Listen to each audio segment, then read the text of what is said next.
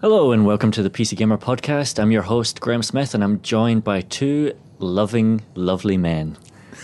Chris Thurston. Hello. And Rich McCormick. Bonsoir. Guys, what's your favourite world accent? That's a good question. For myself or to listen to on another person? Like how many accents can you do? No, I mean like if I wish I had an accent or if... To listen to in another person is what I meant. Like American Southern States, Tennessee. Really? Yeah. Can you give an example? Because there's lots, like Southern American there's a kind of, a certain amount of people have a kind of nasally drawl, and then some other people are a little bit softer. And yeah, like the people, like I grew up listening to like country music. This is a weird confession for the opening of the podcast. Dolly Parton. No, like I'm thinking like Townes Van Zandt or Guy Clark or Steve Earle, those people, Taylor Swift, anyone in that. Taylor Swift, we'll take that. anyone in that spectrum, really. Those are all great, and I really like that part of the world as well. I'm going to go next because I think Rich might have the same one as mine. Mine is Icelandic. Oh, I do like that one actually as well. Which is just incredible. Like Scandinavian accents are great in general, but there's something about the Icelandic accent which comes from the back of the throat, which is just the soft D's and the kind of the sublimation of a load of letters. Yeah. Anytime I go see the EVE Online guys, it's just thrill from my ears. Clapping. I was going to say something far dirtier, but I guess mine. I don't know. I mean, I have to sort of say to a certain extent Geordie because I'm about to be married to one, and but they are. I do quite like. Listen to that new Diantwoord song in South African, like proper city South African. It's fascinating to listen to because it sounds like English, but English your ears are following, but then kind of skip over a few, and your ears are like, well, this is English, you can work this out, and then it's not. Maybe you kind of can. I like that. Can you? Who knows? The subtitles make it a lot easier. I can't believe none of you said Scottish. Well, you've heard enough of you're that right with here. everyone else. I can't say the word murdered without people going, ha, murdered, and saying it back to me. You were on the phone Graham's on the phone the other day to someone that rang up and he was trying to spell his name and he used like G for whatever it is, like all the proper alphabet, and then he got to M and went, murdered. It's like, is he threatening people or does he just want to show off? It might be both. Say it again. Murdered. I feel really self-conscious, but no, that's just how I speak. Self-conscious about his murder. Yeah. Mr. Taggart. So, big thing in video games last week was E3 2013. I was there, but it always seems to me like there is this strange disconnect between the perception of people who are there at the show actually seeing stuff for themselves and the perception of people at home watching it on the internet. And often watching it at home on the internet means you get information first, because if you're in an appointment, you don't get the breaking news as fast as everyone does. So what was your take, both of you, on this year's E3? For me, it was surprisingly positive. I think it was... My problem so far this year has been the fact that there's been no games announced. And a peculiarity for my job is that when I'm kind of putting together the magazine and planning out what we're going to have in the magazine, you have to think about what we're going to preview and review in the upcoming issues. And you look at the review lists and preview lists for the last couple of years, and they've been fairly healthy all throughout the year with a couple of lulls in summer and that kind of thing. This year there was nothing after about April, and it was just like games, that was it. Everyone's going to wrap up and go home, and everyone's just going to kind of say, well, games were fun while they lasted. It's kind of over now. And then now, if you check them again, it's like someone's cut the dam away and all this water's flooded in, water full of games, gamey water is flooded in. And to actually have things again, although maybe they're not all incredibly fantastic looking, or maybe they're not all particularly innovative, they are at least games, and the chances in history says that at least some of them will be quite good, and it's better to have, derivative stuff among other stuff that's coming soon than there is to have kind of nothing at all. I mean, there are other things that I think we can talk about, but rather than just talk about E3 personally for an hour or so, I'll pass this round to Chris. There's a few things. I got more out of it than I expected to. I appreciate on the previous episode of the podcast, I had nothing but disdain for the entire thing. But I think the most interesting thing was getting a sense of what the next gen means to the mainstream, and what it means is open world shooters. And there's a bunch of reasons that was kind of interesting. It's one, watching the MMO formula kind of contort itself into a new shape to try and find purchase somewhere again, which is kind of interesting. It's something the tech allows them to do, even though it's not especially ambitious. You know what I mean? You don't think it's some brand new experience, really. It's just sort of another combination of successful things being mashed together. The other side of it was seeing how the success on PC of things like DayZ has informed, if not influenced, some of the decisions that are being made by all of, again, things like The Division, big, huge AAA, but survival-based open-world shooter RPG, you know what I mean? So those ideas are kind of creeping in. That was interesting as well. But a lot of holding pattern, right? Like a lot of kind of, we're not really sure what this tech, is capable of yet, and we don't know necessarily 100% where it's going. I genuinely came away from it excited about Destiny as an old-school Bungie fanboy. And it's nice to feel kind of excited about a game again, even though that's just Halo plus Borderlands. That's sufficient for me to go like, oh, and it looks like a sci-fi novel book cover from the 70s, and that's cool. Then on top of that, you had the whole kind of like dinner theater aspect of it between Microsoft and Sony, which not wanting to piss on the fire, but it was just well executed PR by one party and dreadfully executed PR by the other. Which is fun to watch, but I wouldn't necessarily read too much into it. Like I maybe would consider. I still don't know if I've actually moved any further along the graph towards actually buying a new console in the next generation. I still haven't really seen why I should do that. Especially because the most significant hardware advance is the Oculus Rift, and that's a PC thing. And that sort of sat there quietly at the show, basically being more interesting and progressive than anything anyone else is doing on the console side. Really, there was a feeling like I was excited about all the new games, but there was a sense that there's there's stuff that's cool about all of them. I like the sound of Destiny and Titanfall and The Division, although it's not yet announced on PC, and The Crew, which is the Ubisoft racing game, which is basically the exact same concept but with cars instead of guns. But there's something about them all which feels almost like they're designed by, well, I mean, they are designed by a committee, but it's also like they're designed by contractual obligation in some way. There's something about them of like they are the next obvious next step. And with the online functionality and the stuff that they're doing, like I talked to one of the designers on The Division, and I wonder how much of it is these guys were inspired by DayZ, and how much of it is these guys are inspired by I need to stop the second-hand game market, and therefore everything now needs to be an online experience. I think there's kind of a third thing in that as well, where a lot of developers have always had this kind of dream project in mind, where they want to make something. And a lot of people say they want to make an open world game, like, oh, I'd love to make GTA, I'd love to make something like this, where you go into a place and you have this space. And now, I said before, but it's that kind of, with the tech you've got, it's now up to the point where you can just press the procedurally generated city button and just get a city coming out of it at the end, and then you can make a game in that city. Whereas before, you'd spend, the reason Rockstar could make GTA 4 was because Rockstar had billions and in infinite time basically to make this game. Obviously they didn't, but and no other development studio could really do that. So you ended up with things like Infamous on consoles that was kind of half. I think you'll end up with similar to that in a lot of cases, but it's a lot of developers, as well as having obligations to make these things to show off the thing. I don't think Sony or Microsoft have gone to publishers and said, we need someone to show off this tech, like, do it this way. I can see the publishers saying, we could be the next thing, and then finding someone within the studio who's always wanted to make an open world game and then geeing them along a bit. I wonder if it's just that they're all targeting the same audience. There's something about the supposedly mainstream video game audience which is homogenous, and if you go to those people and create a focus group out of them and say, what do you like? Then they say Grand Theft Auto, Skyrim, open worlds, multiplayer experience, playing with my friends. And, so everyone then leads to the same idea. And there's nothing about them that feels particularly personal. So, like, all those games are, I'm moderately interested in them. Those all sound cool.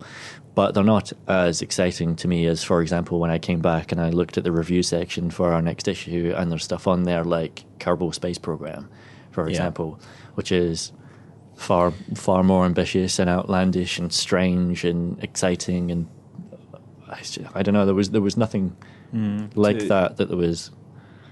To extend a slightly more charitable interpretation of what might have happened in all of these different situations. It kind of feels like an open world version of a kind of game that's already popular. So you take Call of Duty and you make it open world, or an open world racing game.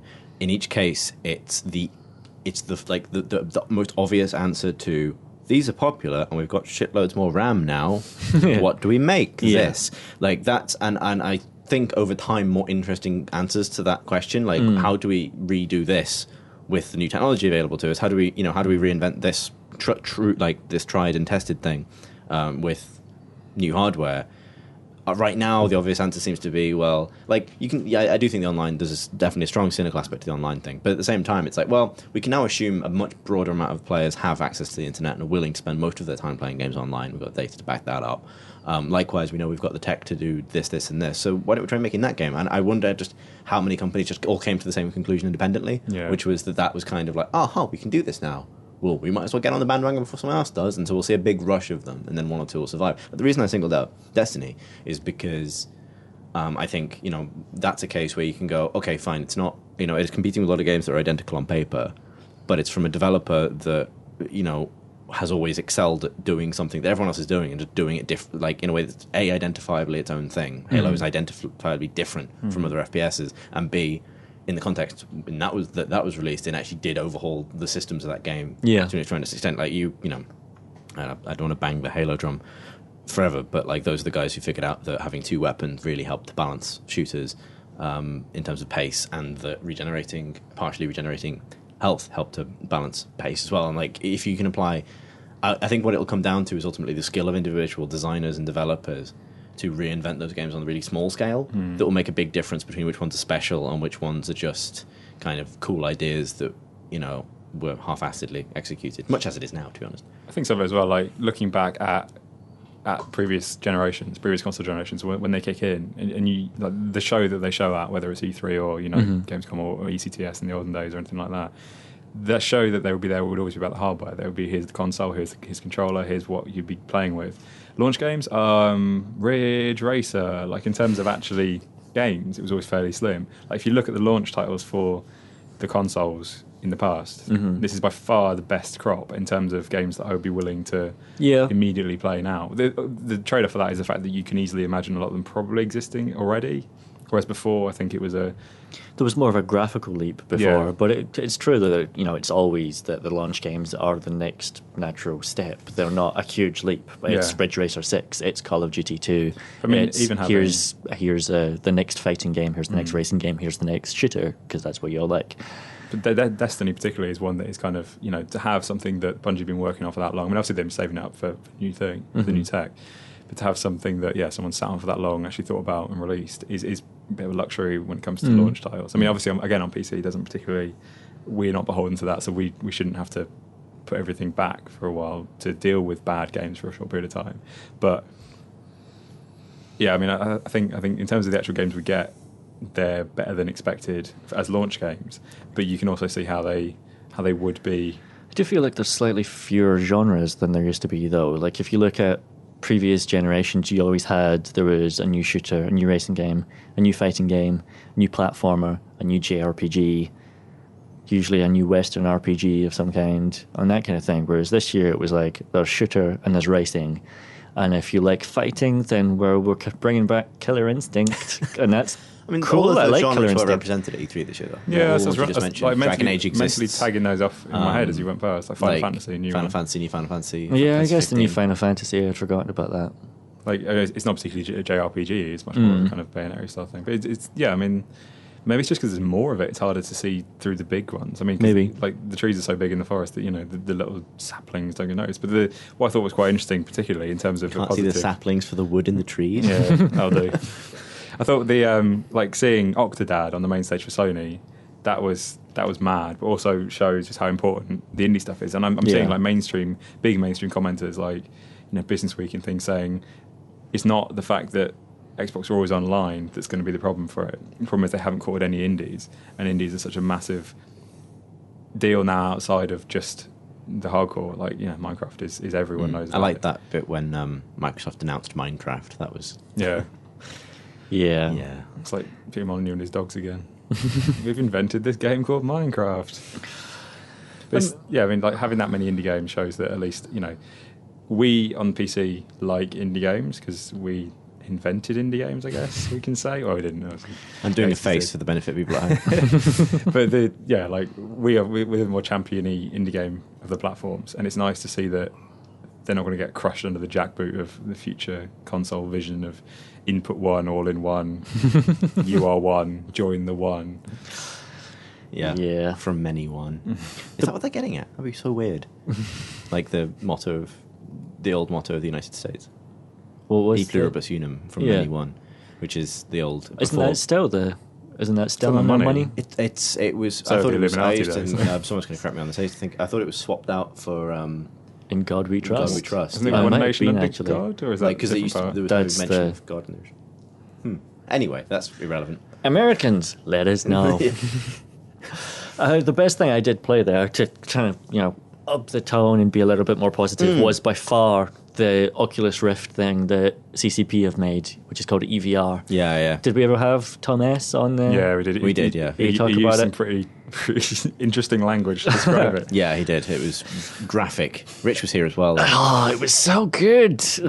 I mean, like, I'm not going to repeat the words he used because I think it got us a different rating on iTunes, didn't it? No, I mean we just lived up to did he our talk 18 about rating being that day. shitted out by a mothership? It wasn't Gonna shitted get out. pooped out. It was different kind of bodily function. Okay.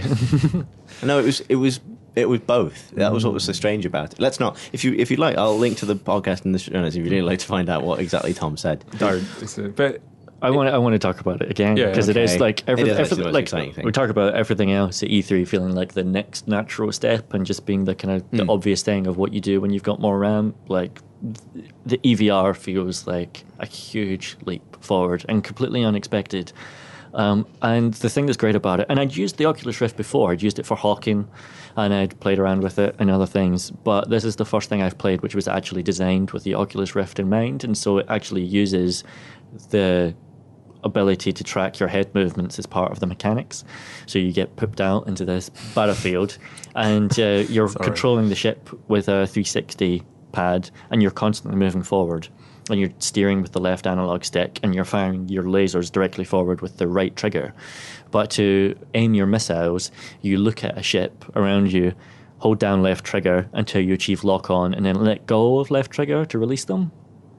And that's, nice. Rich, hands above the table. I can't think about this too long. It's the thing that reminds me of though is there's two things. One is that I used to play like X-Wing and TIE Fighter and X-Wing versus TIE Fighter, and you would see a ship off in the distance and you would race towards one another at great speed, and then you would pass one another, and then you would bank round, and then by the time you both turned around, you were both far away from one another again.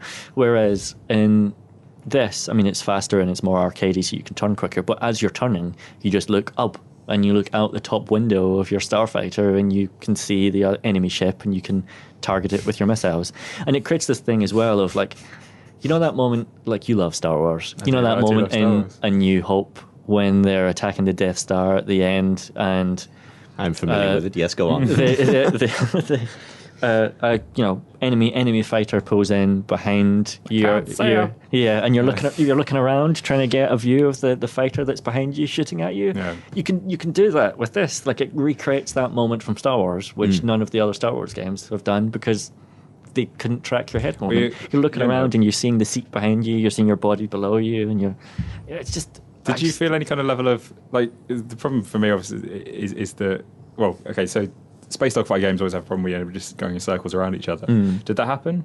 No, because of the missile tracking thing, it's quite easy to lock on and launch heat-seeking missiles. And so if you're circling around someone, you can pretty easily just look at the other person and shoot at them at that point. You're not trying to just get the lasers, which only go straight forward, and get your reticule on them. So that stops the just kind of looping around, trying to get them in your sights thing. And also it means that as soon as someone gets a missile lock on you, a little red light appears on your dash, and you've got to fly away and try and swerve out of the way of them. I was talking to the guys who made Strike Zero about that, and they'd spent a lot of time trying to work out how to stop just that endlessly rotating furball. Yeah. And it turns out the way to do it is invest in incredibly ambitious technology and plug it onto someone's head. But did you ever feel any kind of sense of vertigo? Because obviously you're floating in space with many directions at any time. The first time I played it, I was absolutely fine. The second time I played it, I was really hungover, and so that led to a little bit of a sense of motion sickness. But that's because You're really hungover. if you put me in a real spaceship at that point, I would also have felt motion sickness because I was hungover. Like that, it wasn't a result of switched the off your Oculus touch Rift and computer. anything to do with the refresh rate and the lag or anything like that. It was purely the fact that I was flying around in space. What did it look like in terms of fidelity and resolution? Because the ones we've played, we talked about before in podcasts, have been fairly low. Yeah, this was low resolution as well. There was a few Oculus Rift HD kits at E3 this year, which I think is maybe the first time they've been shown publicly. It was, yeah. But that wasn't at the CCP booth. That was either at the Epic booth or maybe at Oculus's booth themselves. But most of the developers that got dev kits for the Oculus Rift don't have the HD versions yet. And so I was speaking to the CCP guys, and they said that they're hoping to get them in the next month. But at this point, they're still using the old ones, which I think are like 320 by 280 or something like that. It's really low, and that's as a result of the screen tech not really being available to refresh at the speeds they need it to do. at higher resolutions, and also because the graphics cards which are powering this stuff have to render every frame twice. So you've got to render it at 120 hertz twice, which is a lot. Yeah. Although I did read a couple of reports that said that the new screens don't require any kind of tinkering on the software side. That's like cool. They can upscale automatically and so it's just a sort of plug-in change, which actually bodes well for how upgradable it'll be in the future as well, potentially, when it's a commercial thing. I can't wait. I really can't wait. They just announced that they got just after E3 they got $16 million in order to do the consumer version. An investment, so that's cool. I spoke to the CCP guys about what their plans for EVR were, because they built this in 4 weeks with a team of people, around 6 of them working in their spare time. Many of them are like QA leads and stuff like that, although they pitch in on lots of other jobs on the next EVE Online expansion. And like CCP realise now how cool this thing is, but the problem is that there is no market for the game because no one really has an Oculus Rift, so you can't. Like, if they sold it, I would buy it for a $5 in its current state, assuming I had an Oculus Rift. And if they develop it into a full game, then I will remortgage my house that I don't own. Is it worth getting an Oculus Rift now, or should you wait? I would wait for the consumer version. I mean, you can get the dev kit for $300, which isn't very much money, but it's fiddly to make work, and then there's not much you can actually do with it. And you're kind of dependent on a modding community retrofitting stuff, and I think for most, like, it's a cool toy to play around with, but most people would be better off saving their money and buying it in a year or two when the consumer version is available. It's funny as well because, I think it'd be fair to assume that the Rift will eventually cost a comparable price to a console, right? Like, I think that's probably the reason. I mean, I have no backup for that. Yeah. It's just, let's assume it's going to be in the £300 to £500 range when it comes out, which is the range covered by the new consoles plus a game or whatever. Like, and I am so much more excited by the proposition of that than I am by anything else people are doing. That's what I was saying earlier, that like it's sort of far and away the most kind of future feeling thing that's happening in games at the moment, and the thing that's sort of worthy of that level of like investment. Whereas just access to the next generation of games doesn't really feel like it, because you say everything else is so incremental. I was going to say as well, I was thinking about this last couple of days while playing a bunch of different things, but I was thinking, if the Rift really is the runaway success, which it might be, especially amongst a PC hardcore, we could end up seeing a generation of games that are basically first person by default. Like, because if you see the last console generation really as being the third person generation, right? Like, Gears of War was the point when shooters started seriously considering third person as an option, and now, I mean, obviously FPSs aren't going anywhere, but a tremendous amount of third person games and close over the shoulder being used for other genres like RPGs and other things as well. And like, you wonder if the Rift could have the backtracking effect so that the next generation of RPGs are first person again, because people want to wander around Mass Effect 4 with their Rift on. I guess it kind of solves the problem of characterization, because the reason everything went third person, well, one of the reasons was it's easier to identify the man or a woman that you can see over the shoulder. Whereas if you are that person, it's you, in the head, like it's okay, you can. What if you just start seeing people like seriously role playing as well, like talking in game and like, I mean, honestly, like EverQuest experimented with this stuff in terms of like using webcams to track people's facial movements and mapping it onto their in-game characters. That currently exists for EverQuest. So sort of enhanced role playing community stuff, but I would like that would be awesome. Like to be able to do like as long as nobody's acting. looking, it's okay. I mean, well, this is the thing, right? Like the future, and we've said this before, is it's not dancing around in front of your TV because to skip the adverts that are running on your Say console McDonald's to get box. past McDonald's. It's not that. It's running in a bowl in your front room with some goggles on. I think you might have to put it in a game like a cave underneath the house and just unlock it with a secret combination so no one sees. Pull over the blackout curtain. I feel like do not disturb. I feel like as a civilization. This is a big opener, but we'll go with it. As a civilization, as we progress into the future and progress sort of past the point in our day-to-day lives, a lot of sci-fi writers in like the 60s and 70s really envisaged the future of human civilization. Like iPhones are probably more advanced in and of themselves than half the, and computers certainly have always been that thing that people fail to anticipate. Yeah. I think the Oculus Rift and the Virtuix Omni or whatever are all like restoring my faith that the future will look fucking stupid. You know what I mean? That like it will be like stupid hats and kind of like ridiculous shoulder pads and like motion tracking. So your mum coming in to feed you the meal via pill form while you're running in the bowl. Yeah. I think it'll cause like a whole new wave of first-person games, but I'm not sure it'll cause a whole new wave of first-person shooters because the way you That's control, what I mean. Yeah, you control a first-person shooter with WASD controlling your legs and your mouse controlling your upper body to fire, and you can add head tracking to that, but then there's something weird about the disconnect between what your hands are doing in your position of the gun and what your head is doing. Yeah. And you can't combine that because having like moving your upper body with the Oculus Rift would be weird. Whereas if you strap the character you're playing into a machine, like for example a starfighter or anything like that, then that solves that problem because you're controlling the ship with your one controller and you're looking around within that. And so I wonder if like the kind of space fighting game died off, and that's a genre which is perfect for the Oculus Rift. Definitely see that. Yeah, that's surely going to come back. And there are a bunch of other things like you used to have games like Descent, for example. Yeah.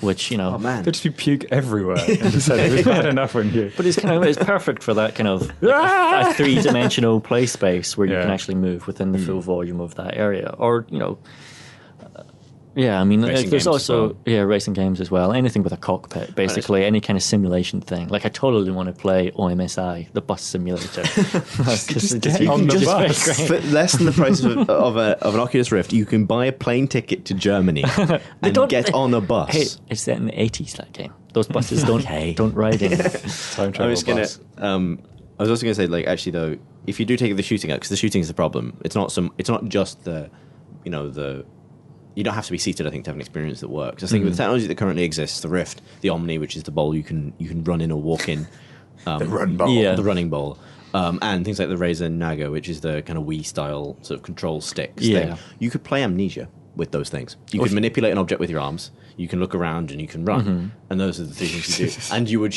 absolutely fucking shit yourself. Yeah, you'd be the fittest man in the world. It is perfect for horror games. It is perfect for horror games, but I think if you're a first-person, or terrible, if you're a first-person man with legs, I am a first-person man with legs. Then you need to get those other things. You can't just do it with the Oculus Rift. I don't think. I think if you're going to do like a Call of Duty thing where you're running around and shooting, then you want to have an actual fake gun in your hands or similar, and then actually be moving your legs. But then there's stuff like Legend of Grimrock, which is first-person. But because it's kind of a turn-based RPG thing, I think that would be cool if you were like taking steps forward on the grid system, but then each step you could actually look around your environment and see the creepy spider in front of you that's attacking you. You can do that with like AR and everything as well, like project that into your front room and actually have. I mean, it's getting towards Kinect kind of level of weirdness, but have that Kinect like thing of the squares on the floor, and as you walk, it kind of projects on the floor. But this is, I'm sure someone in some dev studio somewhere is going, let's do this. It would be really cool combined with the Kinect as well. I think, that's the thing. I think in terms of just immersion, so trying to get you into a game, I think shooters will still be okay with the Oculus Rift. The one we talked about before, the demo that we've all played, the Tuscan Villa demo, that was fine. I felt much like that's exactly the same. Where you have like kind of like an insect, you have kind of an abdomen, a thorax, and a head, where you are different levels of gradation with what you can I move. know the fancy names for the body parts. It's only three. So you have three stages rather than two, and I think that for me still felt like fairly revolutionary. That was just like I could feel it being different enough that I would want to play Skyrim like that. Now I play Skyrim with a 360 controller in hand, or even with WASD in hand, and just have the mouse Yeah. moving me left and right, and then have my head up and down and around. Like, Thank you for doing the motions. it's all right. Yeah, I just thank you for saying whilst in hand. You threw me off for that. There was like the last thing I'll say about EVR is that there was a weird disconnect when you're wearing the Oculus Rift and you're so immersed. You look down and you see your body inside the game Fake with legs. your hand, fake legs and fake torso and arms on the controls. And you want to move that body, and you feel like you should be able to move that body or touch that body, like you touch your own torso, and but the material doesn't look like it does in the still there? game. It's just it's not an out of body Man experience. slowly lowering his flies in the cockpit of his spaceship. Are you a pleasure spaceship? An out of body experience is the wrong phrase for it, but there is a kind of mental experience there, which Yeah. I think I've never experienced before, and I think is wholly new in human experience. It's like your there's some- entire body is a phantom limb or something. Yeah, I Yes, was like reading the Oculus Rift has given me a Phantom limb new generator. sense or something, but like this was a thing that wasn't possible. I guess like virtual reality's been around for 25, 30 years and it was crap. But I know I never tried it back in the early 90s, so I'm not sure if it had the fidelity to give you that kind of disconnect. Oh, it was But the all body Wi-Fi. is like detailed enough with its polygon count and its textures that it's just like, that's my body. Yeah. But that's not my But it's so body. cool that like we're getting to the point now. And this is maybe broader than games, where we are capable of kind of just, stapling extra senses to the human. Climbing out of our own life. Yeah, Yeah. like I've always been a proponent of the idea that as animals we are, both our bodies and our technology, right? That that ultimately a clothed human is a more natural idea than a naked human, because humans built clothes for a reason, because we actually do need them to survive in almost all of Did you start the sentence by saying you've always argued this? Yeah. How often does this come up in conversation? Surprisingly often. Chris meets a naked man in the street. Look, mate, put your clothes on. Here's Like, why. all right, let me defend myself briefly. Because concepts of like what's natural are kind of interesting, and I think generally people would assume that natural is nothing man-made. It's all sort of just things as they exist, if you left them completely be. But no, like nowadays a human being is a guy wearing or a woman wearing clothes with a phone. Like that's a decent assessment of the capabilities of a single human being, and like that's being added to when you start being able to transpose that human being's sense of where they are into a different place. You come into using an Oculus Rift. transhumanism and become, yeah. being a brain in Really a jar. exciting. I quite like the idea of being a brain in a jar. Like, you solve a lot of problems. If you just brain in a jar with, maybe hands and arms. Just And see if you start, yeah. I don't want the I'm legs. trapped in a jar. The legs I can do without. It's the hands and the eyes I'd like to have. Would you like wheels? Yes. You move around. Okay. I'd like wheels and the ability to do sweet jumps. I would rather be, if we're talking transhumanism, I would rather be like I'm a brain in a jar on a skateboard. a radical brain. rather be jar, like so. a cloud of nanobots or You something could- like that. okay, You could you be touch your stuff, brain yeah. in a jar, and I'll just, be a sentient cloud. I'll make you build stuff for me. I'd like to be a human being with some sick gadgets. That'd be cool. Well, I've been reading I read a book recently called "The Man Who Mistook His Wife for a Hat," which is about kind of brain. You've been reading up prior to your wedding on Saturday, haven't you? It's about like people who have brain injuries or brain kind of problems, and it means that they do things in different ways. Some people, the guy who mistook his wife for a hat could have things. He'd see faces or see objects. If you have Graham's got his wallet on the table, if he's given that wallet, he'd pull out the wallet, take out some money, take out some cards, and go, okay, well, this is something that holds wallet, like these things and these things. It must be a wallet, and he kind of put it together logically. But seeing them had no way of being able to actually tell him what they were. Like he couldn't say. So he went to grab something, thinking it was his hat, and it was his wife's head. And it was like, this thing is really heavy that I put on my head. Why is it really heavy?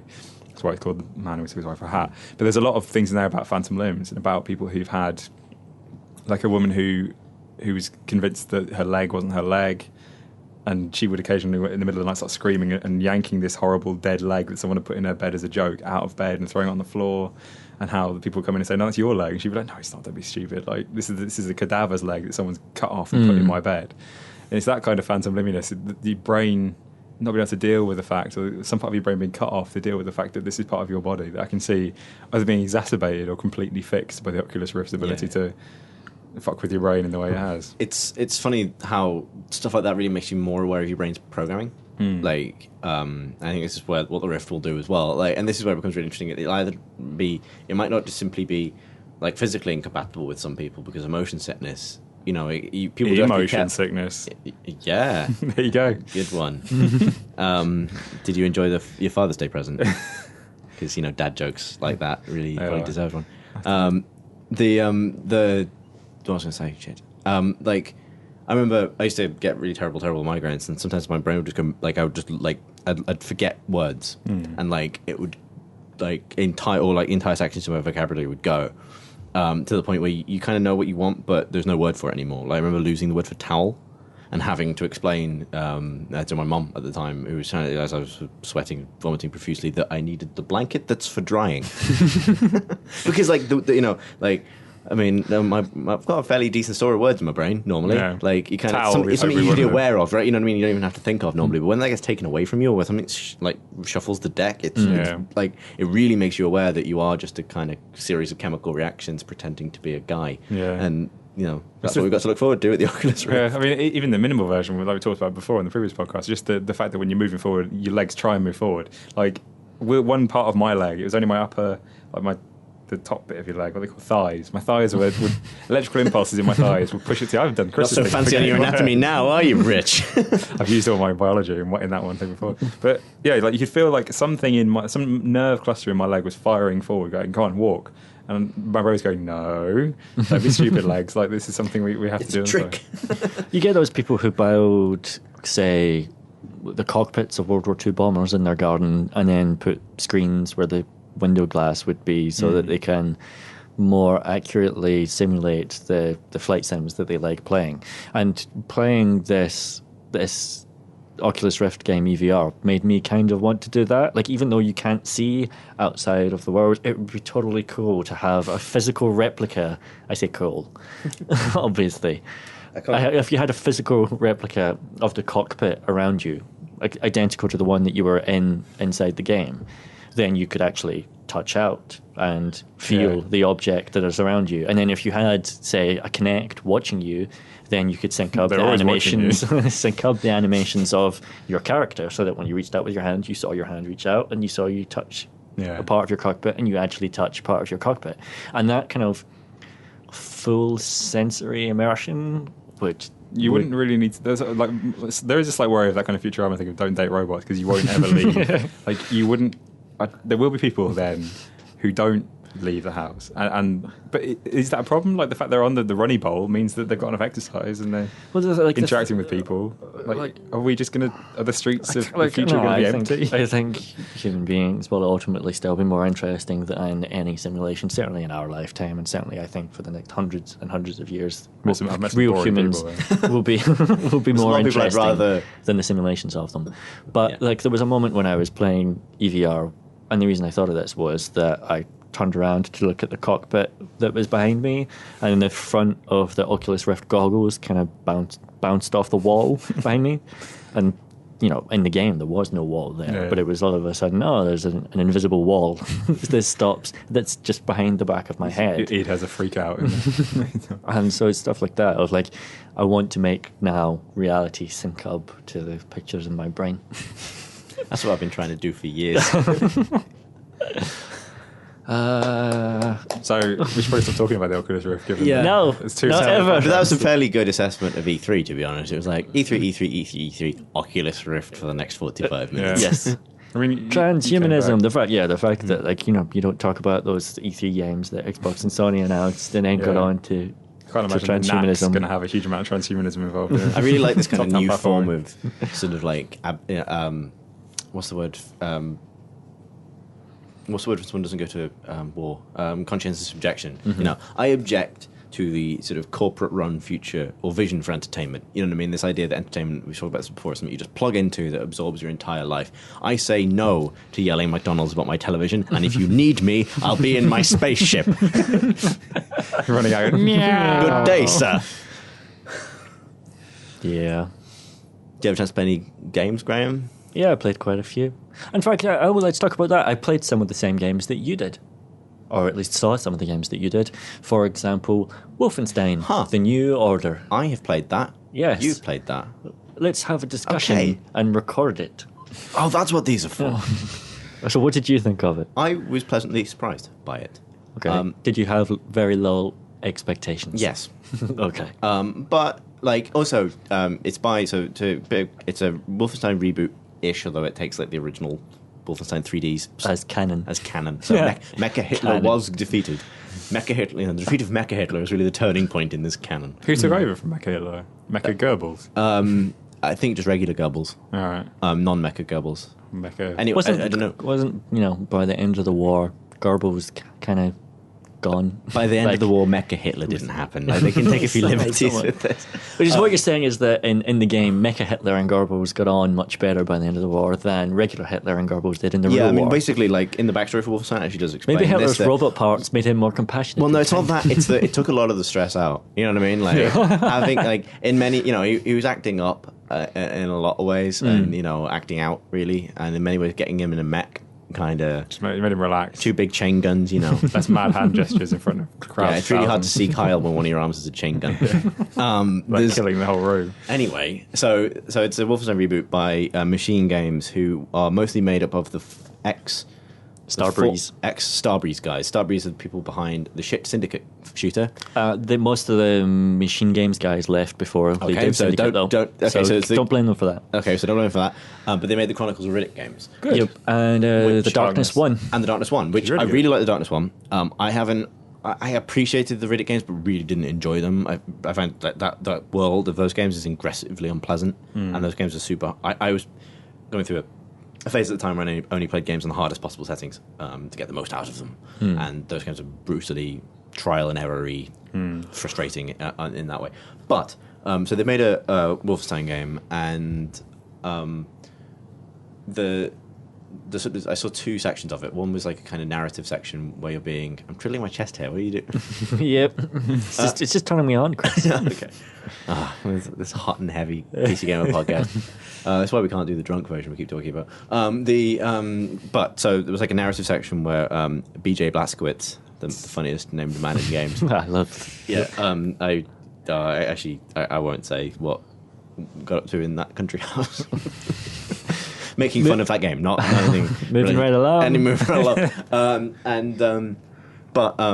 But he's like being interrogated by Did you see this bit? Being interrogated by this kind of like SS commander about his kind of Aryan heritage because he looks Aryan and he's this kind of like almost Bioshock style first person cutscene thing. And What was her name? It was Frau Engels. That was it. And her Booby. boy toy Booby. Yeah, and she's accompanied on this train by this sort of hulking Nazi robot, and the whole thing has this sort of like they're comic book Nazis, right? Like it's Sergeant Rock or more recently like Inglourious Bastards or something like that. It's explicitly World War II for the purposes of entertaining people, not for It's not Call of Duty 1, style like No, there's no Breach, like. So it's still Wolfenstein in that regard. It's still I'd love to see like a really gritty, serious Mecha-Hitler though. Yeah. Exploring Mecha-Hitler's kind of considerations of other wars. If only you could speak to the Mecha-Hitler. Mecha-Hitler begins. But and this kind of like was that the tone is quite kind of like quite serious, but it's got this sort of undercurrent of I think it maybe wouldn't be crediting it with too much to say kind of dry humor to it. Like and then the second sequence I saw was with the one I played through was like an assault on a Nazi research base in London, which is so we have played the same thing then. Yeah. Which it starts off with like the least cockney driver in the world. No one has ever referred to the middle of London as Dan Tan Landan, but he did. But he drops you off, and then it kind of goes from sort of like escaping a robot Nazi dog and killing guys who've been wounded by this explosion and stuff, and like brief environmental puzzle solving to like full on old style id FPS in a way that actually the transition is what I really enjoyed about it. Was having seen the kind of the Chronicles of Riddick games were all about these kind of like really brutal sort of first person cutscenes and this really sort of like really to use a forbidden word tactile sense of how you interact with the world. And I thought it was just going to be that. But then when you get into the kind of like wielding two massive shotguns and the industrial metal soundtrack kicks in and you're hoovering up health packs and armor because your health only regenerates in 20 unit chunks. And even being able to do the old Quake thing of picking up enough health packs that your health goes over 100 and then ticks back down to 100. Like all that stuff felt like old school id in a way that I was like, I actually kind of missed like just this kind of ridiculous. And BJ mutters things to himself as you run around, Yeah. all of which are completely fucking stupid. But I find it quite charming, and because the game is either terribly written or it's brilliantly written, and it stars a character who is constantly half muttering one-liners that he hasn't fully thought out, and I find that concept really endearing. Like, he'll pick up a second shotgun and be like, "Should have brought more shotguns, Fritz." Like, because I've got 2 now. Shotguns. Like, I really like that. There was stuff that I liked about it, but it felt like, I don't know, I can't tell if it's clumsy or if it just takes a little while to kind of get into the rhythm of it, because it's mishmashing together elements from different games, and that it's, well, first of all, the build I played was really, really hard. Yeah, that was fucking brutal. Yeah, and it was strange, like playing it with like 15 other journalists at E3 and all of us dying constantly, and so that was strange in itself. But also, it's this mixture of kind of old Ed style ridiculous weapons, dual shotgun wielding silliness, and also you've got to take cover, and there's like a lean key to like lean around and stuff like that, and like it took like trying to work out, okay, how much do I rush forward? Like in Quake games, you never took cover. Like id have never done a cover shooter. Well, pre-Rage, I guess they'd never done a cover shooter, and so it was really strange of this mixture of what is this? Do I rush forward and like shoot them and try and find the BFG, or am I, hiding behind cover, shooting out little holes with the kind of laser tool, which is really cool, actually. Laser tool. Yeah, the laser tool is really neat, which is just like a laser. It cuts things. And is it a tool? Yeah. So like there's little bits of sort of environment puzzles, and there's a chain link fence that you can't get through, so you cut a hole in it with a laser and then you go through.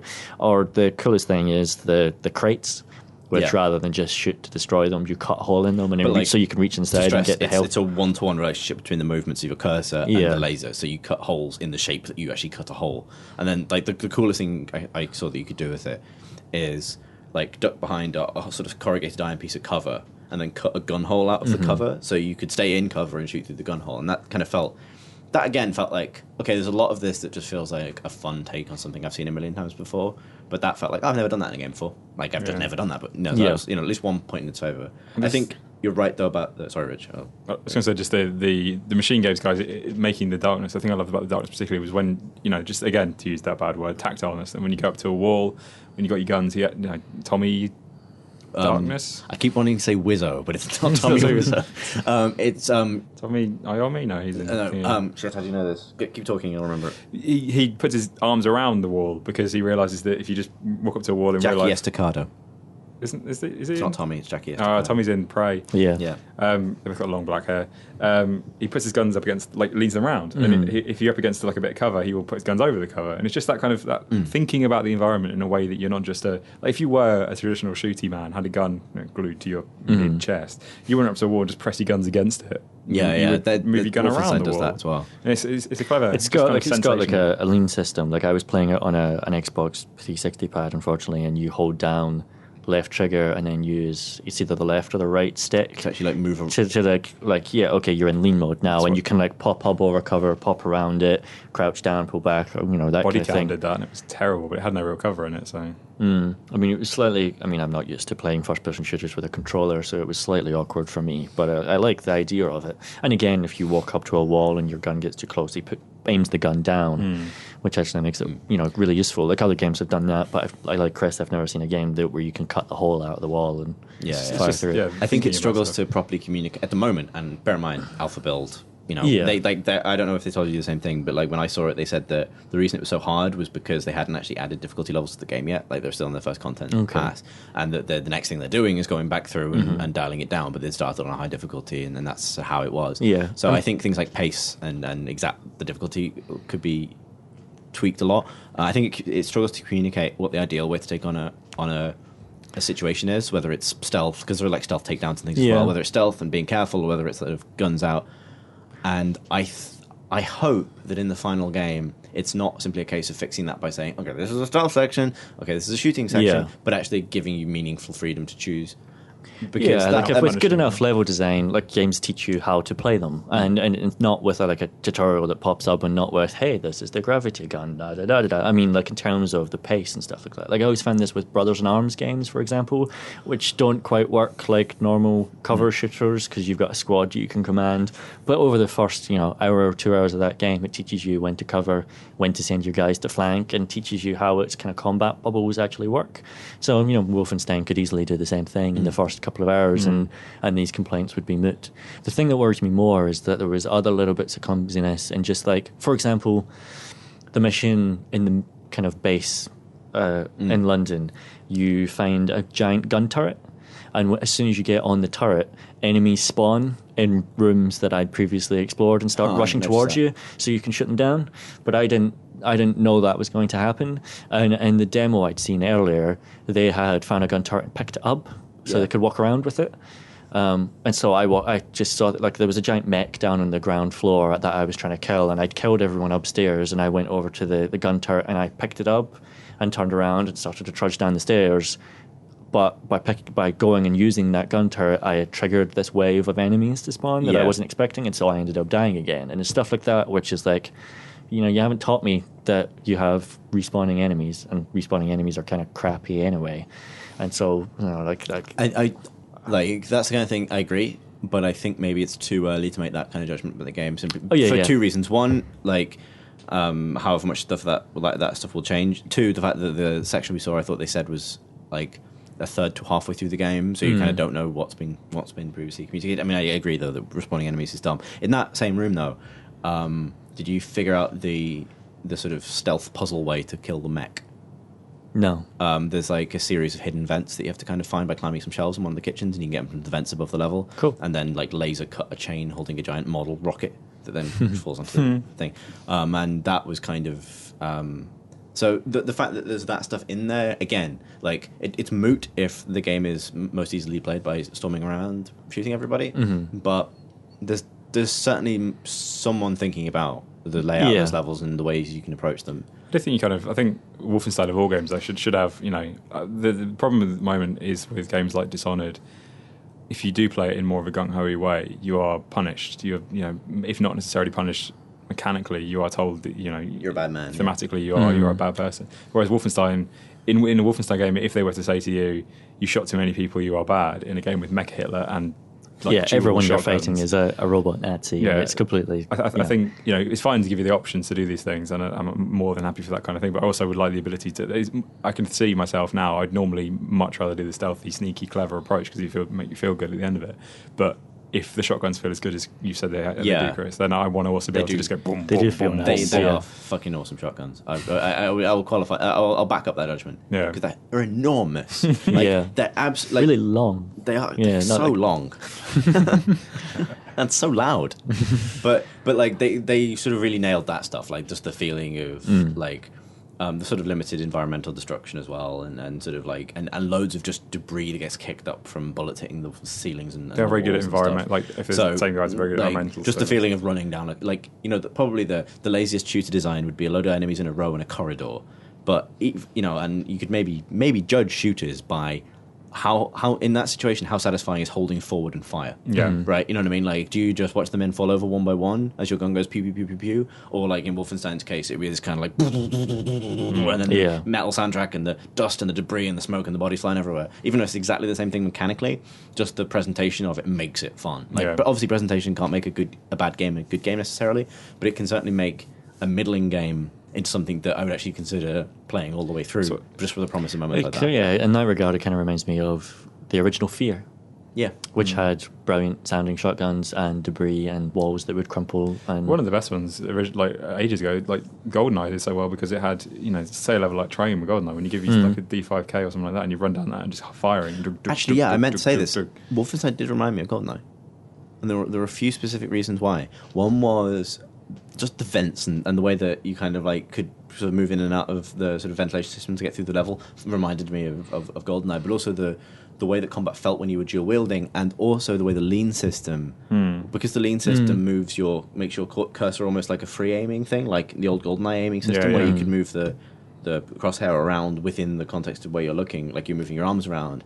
Those, I mean, it's a very different game in a bunch of ways. Also, the laser, the free cutting laser, like all those things put together. Actually, all of them made me think of GoldenEye far more than I would have expected from a new Wolfenstein game. I can do with that.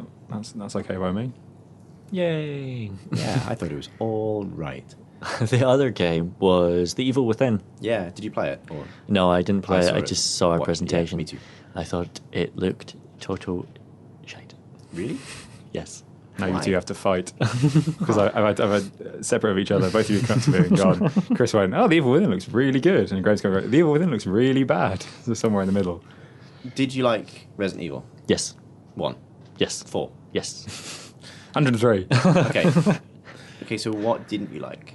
It looked like there were no one had like Resident Evil 1 was great, and Resident Evil 4 was as well, but a lot of the stuff they do was inspired by like 80s horror movies, for example, and this looked like there hadn't been new ideas ever since then, and that you're getting chased around by a guy who's a bit like Leatherface, and he has a chainsaw, and he's kind of generically angry, and kind of very contrived stealth situations where he's just like stomping from one side of the room and then doing an animation where he thrashes his chainsaw a little bit and then running to the other side of the room and thrashing his chainsaw a little bit and then going back to the first position and thrashing his chainsaw again. He's really angry, right? The dialogue was terrible, as Resident Evil 1s and 4s were. Not quite as bad as you, the master of unlocking. But you play as police detective Sebastian. No, Sebastian police detective. That's the best character. You walk into the house and your strange co-worker says, smells like blood. Okay, finish what you're going to say. We're going to go back through all of these points from my point of view, in a flashback. I don't think there's a way to do that where it's knowing, and I don't think it is knowing. And yes, there's a twist that happens at the end of that 15-minute presentation, but I didn't think that twist was particularly interesting.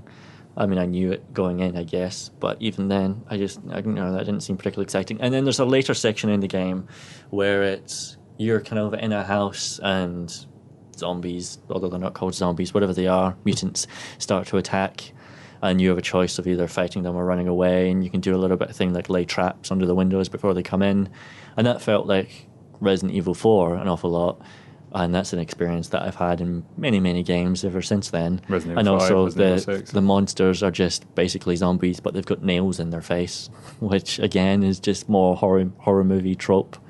And there's also like lots of contrived things, like when Leatherface with his chainsaw catches up on you and you've no way to get away from him, but he catches up on you and he slashes the back of your leg and you're bleeding and you're injured, and so for the rest of that section you're limping, and it ends with you running down a corridor and the elevator door opens at the end for some reason, and you get in and the elevator doors close just before Leatherface gets there for some reason and starts going up for some reason, and then when you come out of the elevator your leg's all better now, because even though it's been slashed in half by a chainsaw. It's a healing elevator. Yeah, it's a healing magic elevator. Okay, this is a supernatural horror game, but like there's a certain amount of contrivances where it's just like, well, this is like you can't use your supernatural setting to justify really contrived scripted level design and mechanics. Okay, so I really almost completely, totally different interpretation of what that whole sequence was, because it was explicitly the tutorial. Like, that whole sequence was the beginning of the game, as far as anyone could tell, and from what we saw, and from what I talked to people at the time. And so the reason that I agree, like so what we saw was, just to maybe dial it back to the start. The Evil Within is the new game by Shinji Mikami, who's the guy who directed Resident Evil 1, 4, and so basically the two sort of like probably most important changes in that franchise. And it's being made in Japan, but all the money's coming from Bethesda, so it's kind of like a Western-funded Japanese horror game. And the sequence that you just described is the intro of the game and the first playable section of the game, which begins with sort of escaping from a sort of meat hook, like butcher's chamber, and doing a bit of stealth and stealing a thing and running away. There's like a ghost guy you see on a camera, and then he teleports behind you, and you get knocked unconscious. I'm skipping ahead of past that, because that was just the first sort of exploratory bit. But I agree with you. That entire first section of things was alternately a little bit schlocky and obviously incredibly linear. But I took it as what interested me about the game. The reason I was kind of keen on it afterwards was because what that was doing was teaching you the different things that are impossible in the environment. Obviously, if you interpret it as the fact that it teaches you that you can hide in lockers or that you can throw things to distract monsters is the only time you'll do that in the entire game, then yes, obviously that's bullshit. But the way I interpreted it was that, okay, this is establishing what the mechanics of, as a horror game, this is how this functions, right? Like, Beat me too. Yeah, I know, but I feel like, and all of those things are interesting to me, like having, not very many horror games, including both the Resident Evil games we've cited, do stealth very well at all. And so, like, a really serious concerted effort. I'm not going to write off the game because the first time that's introduced, the monster is doing big, obvious visual things, and that it's quite easy, or looked quite easy from the point of view of someone just watching a demo, because it looks like the start of the game to me. Not criticizing it for being easy. No, but nonetheless, for being sort of quick and linear. I agree with you, Magic Elevator, I don't know, no explanation for that. And then after that twist, I think it's probably worth preserving, because it does change the scope of the game. This is what I was going to say, like for having known about the twist now and what it becomes, if this is a tutorial, I wonder whether, because to people who've seen it so far, the game looks like that haunted house. Yeah. For the entire time. I mean, to say it without saying it then, the game is not set in a single location haunted house, right? It establishes... They've put out screenshots and stuff like that, which show the stuff, the thing that happens. Yeah. And so the way I interpreted that, and maybe this is just too generous an interpretation, but like actually, I mean, like Shinji Mikami, I trust as a designer. I think he's done so many games that I've loved. That, like, I kind of trust him to I'll give him the benefit of the doubt to an extent on this stuff. Is the suggestion to me was like, okay, this is your linear tutorial opening sequence, and now the game opens up, and then the section they showed us later didn't reuse any of the mechanics from the first section, which was concerning to an extent, but at that point he had a gun and a lighter and a few other things that allowed him to, like, burn bodies and other things. And what stuck out to me about that was, okay, yeah, it looked a lot like Resident Evil 4, like the house defense sequences from right at the beginning of Resident Evil 4. I don't have a problem with that. Like, and then it transitioned from that into another linear section, like another kind of quick-timey boss event type thing. Which is actually, again, something I don't have a problem with, because I think Resident Evil is probably one of those games that really invented sort of like set piece. We're going to change the controls on you now. The camera will be looking backwards and you're running into the camera. It kind of was one that really pioneered that kind of like horror thing. And actually, maybe this is a nostalgic thing for me, but like I kind of love that stuff.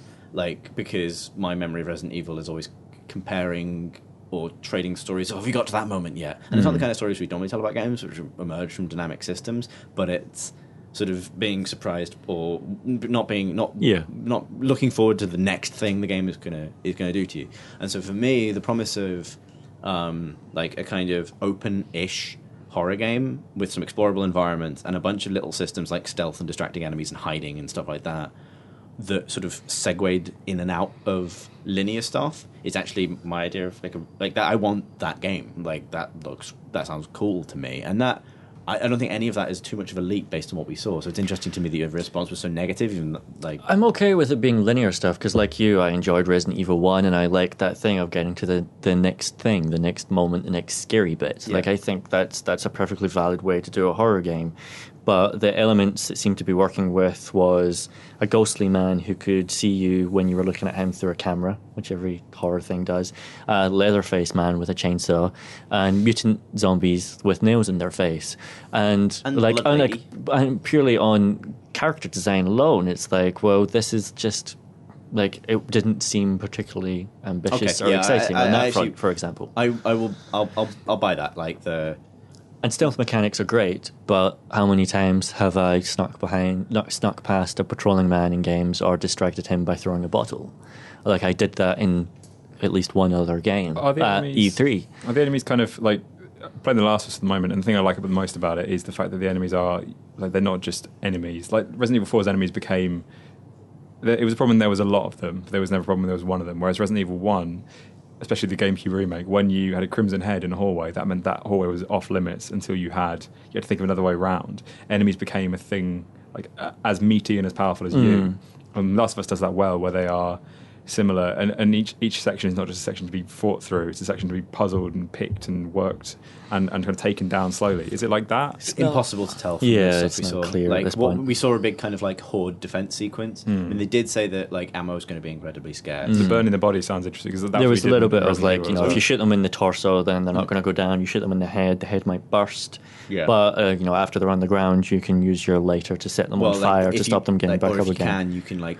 If you can, I think the thing I saw was he sort of snuck up on it, like meleeed it down, and then burnt it while it was tumbled to save a bullet.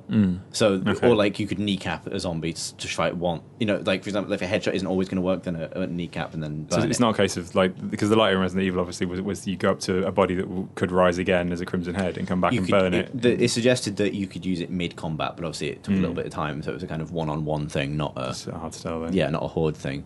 Like I came away from it. Obviously, it was like a 25-minute non-playable demo, and I actually do agree that the monster design is uninspired. It's quite nice that a Japanese horror game hasn't got a very small, lank-haired girl standing there and doing nothing obvious, but with weird psychic There was powers. a lank-haired lady blood monster. Blood Monster's okay. I can deal with that more than Tiny Girl. But like, I can kind of.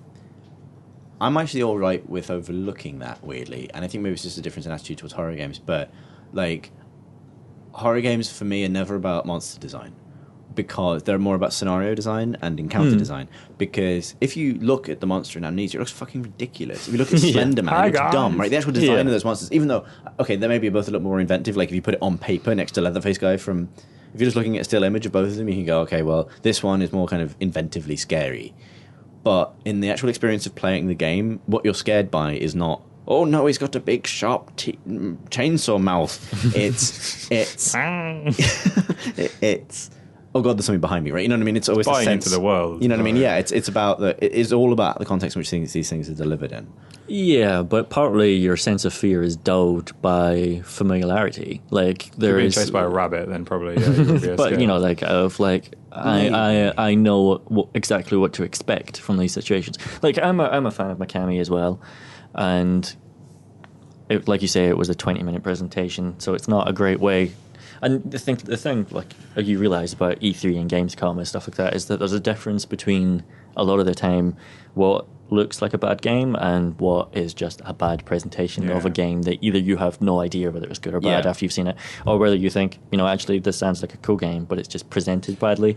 Like, for example, I went to see Payday 2 when I was there, and that sounds like a really cool game, and I won't go into great detail about it now, but the presentation was bad because it's a game that you're meant to plan out how you're going to do a heist and then do a heist over a 40-minute thing, and I jumped into a game that was already in progress and played 10 minutes of it when most of the interesting things had already happened in the level design.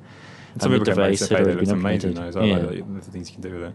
It's a proper heist simulator now. But, like Evil Within, like you say, it was the introduction to the game, which isn't a great way to demo a game anyway, because it's just the tutorial, and Kami deserves the benefit of the doubt. The way And you I like described his it. previous stuff, and so... The way you described it as well makes, the fact that it's such the twist is such a interesting thing and it's such a change. I wonder if there is, like your description of the way you get slashed in the back of the leg and then it's just gone. I do wonder if there is a level of kind of There's a unreliable lot of, narrator. There was a lot in the stuff, even in the stuff we saw. There was a lot of like how without the obvious M Night Shyamalan ding dong stuff, but like there's a lot of how much of what you see you really seeing simply to the premise, playing with the character you're playing as and all. Yeah, and like later on, there's a moment again, since spoil anything, where so that house he was exploring for the defense sequence. When he first went in, explored, got some ammo and health pickups or whatever. Went downstairs into the basement. Never go in the basement. Killed the zombie, got some more health and pickups, and explored the basement. And that was fine. And then went back upstairs, and that triggered the attack sequence. And it progressed to the point where he had no ammo. And I was talking to them afterwards, and they said, well, not they, no one from the developer was actually there, but I was talking to Bethesda chap about it, and he said that they are trying to make that as like natural as possible, that your decision to run away will come from the systems in the game, from oh shit, I'm out of ammo and I'm not going to win this. Like they're just going to throw, like what they want you to do is run away back down to the basement. Yeah. But in order to achieve that, it won't be now run, you can't do anything else. It'll be, I have to run because I have to run because of what's happening to me. But then you go back down into the basement, you turn a corner, and you're in a corridor that didn't exist last time you were there, and you turn around and the stairs that you've just come down are gone. Yeah, so that indicates a level of kind of some extra stuff beyond just like, oh, he's a man in a scary house with a man with a mask. Yeah, and Yeah. and whatever the big twist is to explain that, don't know. But like that suggests like that stuff made me think, I'm going to give this benefit. Yeah, like Silent Hill It is might be, fantastic because like- it's psychologically interesting. This is his first showing of the game, and it's maybe significant that the first chunk is it's Resident Evil 1, and the second chunk is it's Resident Evil 4. Yeah. Like he's, Then he pops up in the it corner, might be, "I it made might be a them." decision Yeah. of it's like saying to Mikami's fans, hey, look, it's that thing that you like, or it might be that it's a fake out, and here's the two things that you like, but actually there's something much more to it, or something completely different I to mean, it. it would be if they'd switched from the tutorial to a later sequence where he used all of the same abilities again in a much more open environment. That would have been a much better showcase for what the thinking behind the game was. Yeah, but maybe. I can't say that's what it is. Don't let Graham be mean to you, Shinji Mikami. I liked your video game. He's fine. What have you guys been playing? Oh. I have been playing. We should probably do this relatively quickly. Yeah, What? great. Oh, okay, yeah. No, we've got say an hour and a quarter to go. Oh, okay. Well, I mean, we do have good questions from Twitter. We do have excellent questions from Twitter this month. I'm sorry, I shouldn't have poo-pooed. The answer for me, I've been planning a wedding, so very little really, but and Playing other the games. fool. That's what I've been playing. Are you excited? Are you nervous? Both Okay. of these things. Jump to his speech. You hungry? To come to think of it, I was at E3 and then I was moving house, so I haven't really been playing much either. I mean, other than all those games I played at E3, some of which I we was just playing, talked about. but enjoying looking at E3 stuff and pretending to be. It's not really Playing playing I was things. playing the big game of retweets. Conferences. So PC Gamer doesn't play games. No, that's no, what we're actually, saying. I've been playing loads of games. You've been playing these aren't Dota. Yeah, I know. Deal with I know. that, listeners. Yeah. You might have gotten married, but I had to buy this Dota necklace just to prove Dota that I still cared. Chris is actually wearing a small metal necklace that is the Dota logo. Is it the Dota? That is the It's Dota the Dota logo. logo, yeah. What is it? The tablet is 3 lanes. No, No, it's not. It's the two. It's actually. What's it called? I bet it's got a name. I don't know. It's the 2 bases in the river. Actually, Trilana. The lanes go like that. Yeah. But yeah. Anyway, Now people will know how to identify you in the street and punch me and stay away Actually, I really like and this give 'cause you it's just- better service when you get plumbers round. They're wearing one as well. You If- touch, yeah, you touch them It's the together. thing. It's like anyone. And a power it just looks like a noise. little necklace, but like if anyone actually recognizes it, then I've made a friend. That's the only. plan. Yeah. Or an enemy Anyway. if they're a LOL fan. Wearing one. Oh yeah, like in fights with League of Legends guys in the street. Yeah, but that's such is life. So yeah, no, I realized that I think I go through phases, and I think this has happened a few times since I've been on the podcast. But I go through phases where like video games kind of like have a big resurgence into my life. Like I'm always playing something, normally Dota for the last year. In fact, actually, today, this very day of recording, June 19th, is the 1-year anniversary of us agreeing to play Dota together. When Tom Francis looked up from his desk and went, Duncan Gear, formerly freelancer for us, writes for, used to write for Wired, I was thinking about getting some journalists together to play Dota. Does anyone want in? I put my hand up. That was a year ago today. So anyway, Wow. Anyway, How far we've come. How And far- Owen went, How yeah, did I'll you- play. I'll definitely play. I'll Yeah, play it for 2 forever. weeks. And How about 2 did you weeks. remember that? well, this necklace, right? He talks to him. What's that you say, tiny necklace? But I played a game of Dota at lunchtime. That's how I remembered it. Pretty well. Anyway. Does it say you've been on a year or something, or does it just... No, show no. stuff? No. Our first game was like the Sunday after that. I think. okay. So like, yeah.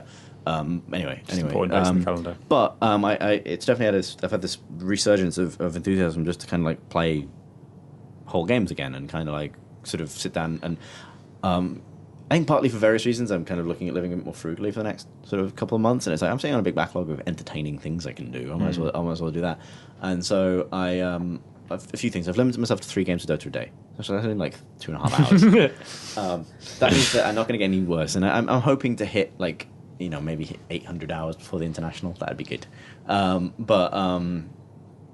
But I've been playing other things. So I've been playing Sleeping Dogs because I got which I'll talk about Sleeping Dogs actually. Actually, it's a specific thing. And I've also been playing Civ 5. Which I'd missed. I really liked Civ 4, but I sort of like Civ 5 kind of passed me by because I just didn't pick it up at the time, and I picked it up in the expansion, and been playing that. But Sleeping Dogs I really like.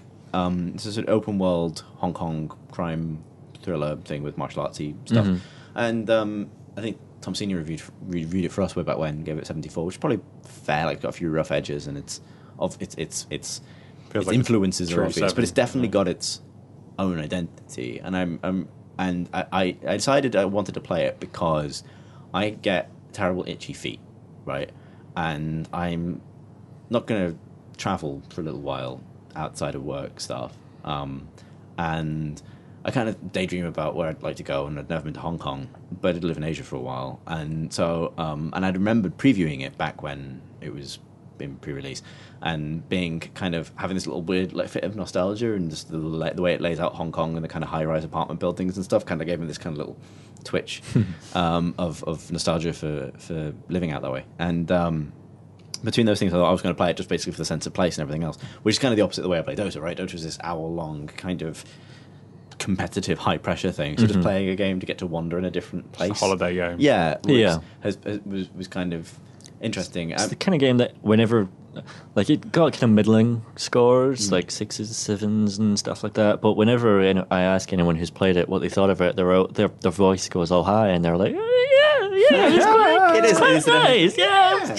Like, people just seem to, like there are simple pleasures to it, both in, hey, this is just a cool place to walk around, and also I can shove men onto racks of swordfish and they get scared. The combat system's really cool, actually. It's much deeper than I knew going into it. Like, you can kind of unlock combos, sort of proper, like, a much more involved combo system than the Arkham games, which is what it takes after it. Far more, and it's far harder in those games as well. Like, there's no teleporting between enemies like Batman. Okay. And at first I thought that was a flaw, like, and it's super fluid in Arkham, and we talk about the games way too much on this podcast as it is, but like, it's super fluid in those games. In this game, I have to run over to that guy or actually move. But having gotten a lot better at it, it actually asks just more of you as a player, right? And it feels more grounded because of those decisions. Like, Batman feels like Batman, that's great, but this guy doesn't feel like Batman, that's also cool, right? That, like, if a guy runs up behind you and kicks you in the back of the knees, you fall over and it looks like it hurts, and you have to get back up, and you have these sort of counters and things, but the timing windows for them are quite tight, but you can also dodge just by sort of running out of the way. It's just less, it flows less cohesively, and the reward for playing well or properly chaining like a roundhouse kick into a sweep and all the rest of this stuff is you have a little meter that's face, like your reputation, and when it maxes out, rather than like a sort of a bullet time or a takedown, it just means you've kind of entered the zone, and everyone is more impressed by the things you do. But to the point where people will shy away from attacking you, so they'll go to attack and then go like, "Oh no, never mind," because you're obviously too cool. Yeah, like, but it sounds kind of, but the film's really in depth, like John Woo movies and stuff in other ways as well. But it actually really fits the tone that, like, it's that moment where the moment where the martial artist who's fighting, but it's scrappy, just like sort of positions themselves and like doesn't, like, shakes it all off, and then a little bit of dust floats off and then like fights perfectly. It does that, and some guy, the last guy left, looks at him and goes, "Oh!" Yeah, and then it does that thing like you do these kind of like open world games, so there's like a busy work, and I'm doing a lot of it, but not all of it. But you can like go and clear out these sort of gang sites, and you beat up you get sort of go, like kill. You got to beat up 6 dudes in this area before you unlock the next stage of the little mission. What you doing? Just scratching my knee and felt something on my hand, and then was like, "What is that?" And it was Rich's foot. Okay, weird. And it'll be like, okay, 6 guys. When you take out the last guy, it doesn't matter if some guys run over to help them. They'll kind of go like, "Oh, fuck this," and run away, and that's kind of cool. Yeah. So there's I just written about it for the magazine, actually, a particular story, so we're going to that side of it. But one thing that the story does really well, and this is sort of front of the box stuff, so there's no spoilers, it's you play an undercover cop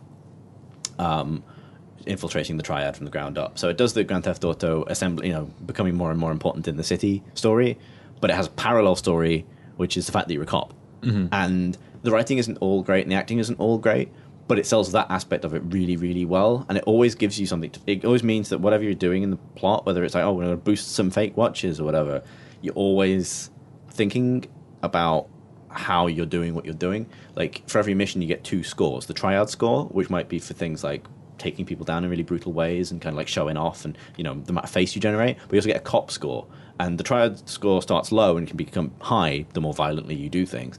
And the cop score starts full and decreases if you run over a pedestrian. That wipes it out completely. Or if you, bash loads of cars or drive down the freeway. And you can replay missions to max these out, and you get more experience for different things, different upgrade trees if you do. But that kind of nice little marrying of because it encourages you to play in a way that fits the plot, right? Because the idea is you're a cop and you don't be killing innocent people. So, and in the story, the character's trying to find every way he can to progress within the ranks of the Triad, while not doing the worst things, right? Like, so the perfect expression of that is being in some crazy car chase but driving carefully enough that no one else is wounded or there's no collateral damage, right? Like, and that's the perfect score. And I really like that aspect of it. That's just a cool idea. And there's a section early on when, and this isn't a spoiler, where a guy in your group, Twigs, sort of accuses you of being a snitch, of being an undercover cop, and this huge thing flares up, and then a mission happens, and you do all this stuff, and then afterwards he comes up to you and says, like, look, man, I wouldn't normally say this, but I'm really sorry. You're my brother now, and I kind of want to look after you, and if you need anything, let me know. And it works really well because he was right. Like, and it's this kind of like gut punch of like, you can like, oh yeah, I won.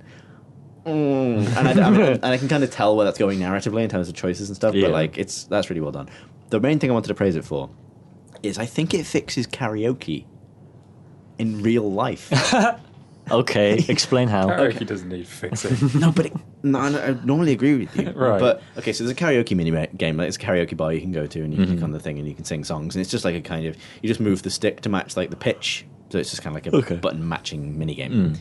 And they've re-recorded karaoke versions of modern songs with the main character singing it. And if you miss, they're just a little pitch shift. So it's like, that's great. That's fine. But for the necessities of the game, they have shortened all of the songs to maybe like 2.5 minute supercuts of the songs. So it's like two choruses, the highlights, 2 verses, and maybe a guitar solo where he'll do a bit of air guitar, and then done. And not every song needs that, but I genuinely think that I would go to a karaoke place that had that option of having like just best bits versions of songs, because you'd go through song selections faster. People would get to their choice faster. You wouldn't have that, like one of the most awkward. Well, not one of the most awkward things that's ever happened to me, but like certainly one of the most awkward karaoke things that's ever happened to me is picking "Paradise by the Dashboard Light" by Meatloaf in a karaoke bar in Vietnam. And that song is fucking 9 minutes long. I was going to say, like, most of Meatloaf's songs. It's like 9 minutes long, and it's got like a 2-minute instrumental in the middle of it. And there's nothing worse than being stood in a karaoke bar, just sort of like hovering in the middle of the room. You can't sit down because you're still the one who's up, and you're like waiting for the MIDI guitar solo to finish. Like, that's the worst. Like, put a 2.5 minute, because when you select, right, this is the game design of karaoke machines. This is what we're addressing, right? Like, when you select a song in a karaoke machine, in your head, the vision in your head about what's going to happen isn't, I'm going to sing this song from minute 0 to minute 5. Yeah. What you've got in your head is, I want to sing the chorus and that one verse I remember, right? That is always what you're thinking. Therefore, like, having like supercut versions of every song in karaoke machines is the future. Thanks, Sleeping Dogs. Yeah, you sold it.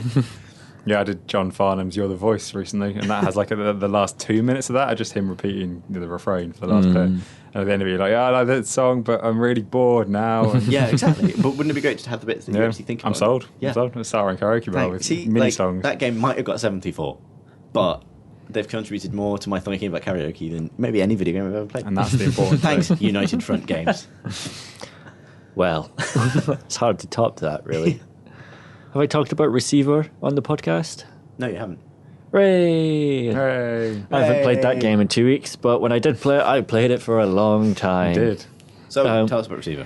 Receiver was made in about 10 days by Wolfenstein Games. I think it was maybe for the first Mojam, the jam held by Mojang, the people who make Minecraft. Mojam? Yeah, let's go with that. No problem. Said the troubled yam farmer. Wolfenstein are the guys that are doing the Rabbit Kung Fu fighting game. Oh, of course. Yay, video games. What's that one called? That's got Overgrowth, which is the sequel to... I've forgotten what it's called. Are you keeping a secret? Sorry? Lugaru, that's the one. Of course. But Receiver was made in about 9-10 days, but only came to Steam earlier this year, back in April, I think. And it's a game where it's a sci-fi world, slightly sci-fi, slightly noirish, a little bit Blade Runner, and you're on rooftops of these buildings that are strangely abstract and not really textured that well, or at all. It looks like just like kind of a Maya model before you end up putting the textures on. Yeah, and it's just one level, and you're trying to collect 11 cassette tapes, and the cassette tapes are read out by one of the developers in this kind of cold, nebbish voice, which I hope he's putting on, because otherwise that's really insulting.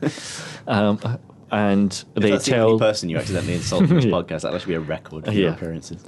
Hey, I'm trying hard.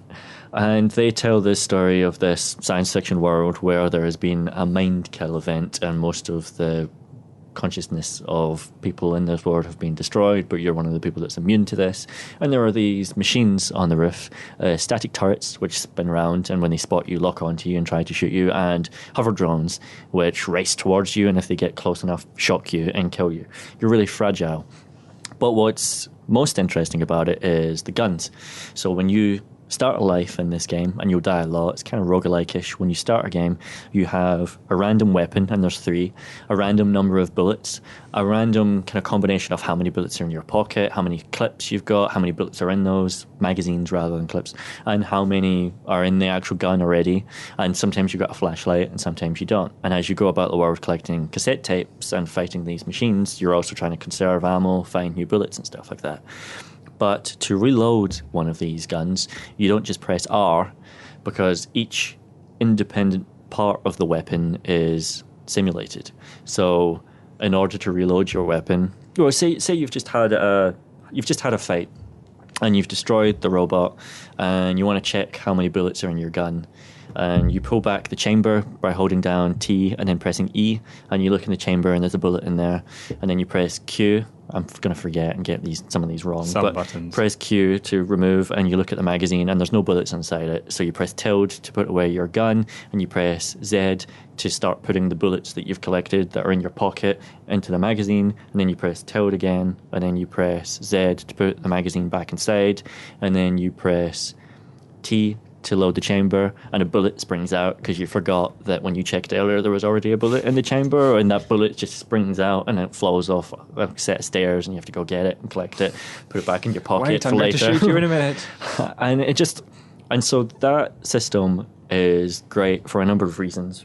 One is that it makes fights really tense because you don't always, you're counting bullets as you're firing, and if you run out of bullets then you can't reload on the fly when something is shooting at you or flying towards you. The hover drones are really quick and really tenacious, and you, in order to sprint away, you've got to tap W repeatedly in order to maintain pace. And so even if you could physically press all of the buttons, you can't when you're rapidly pressing W.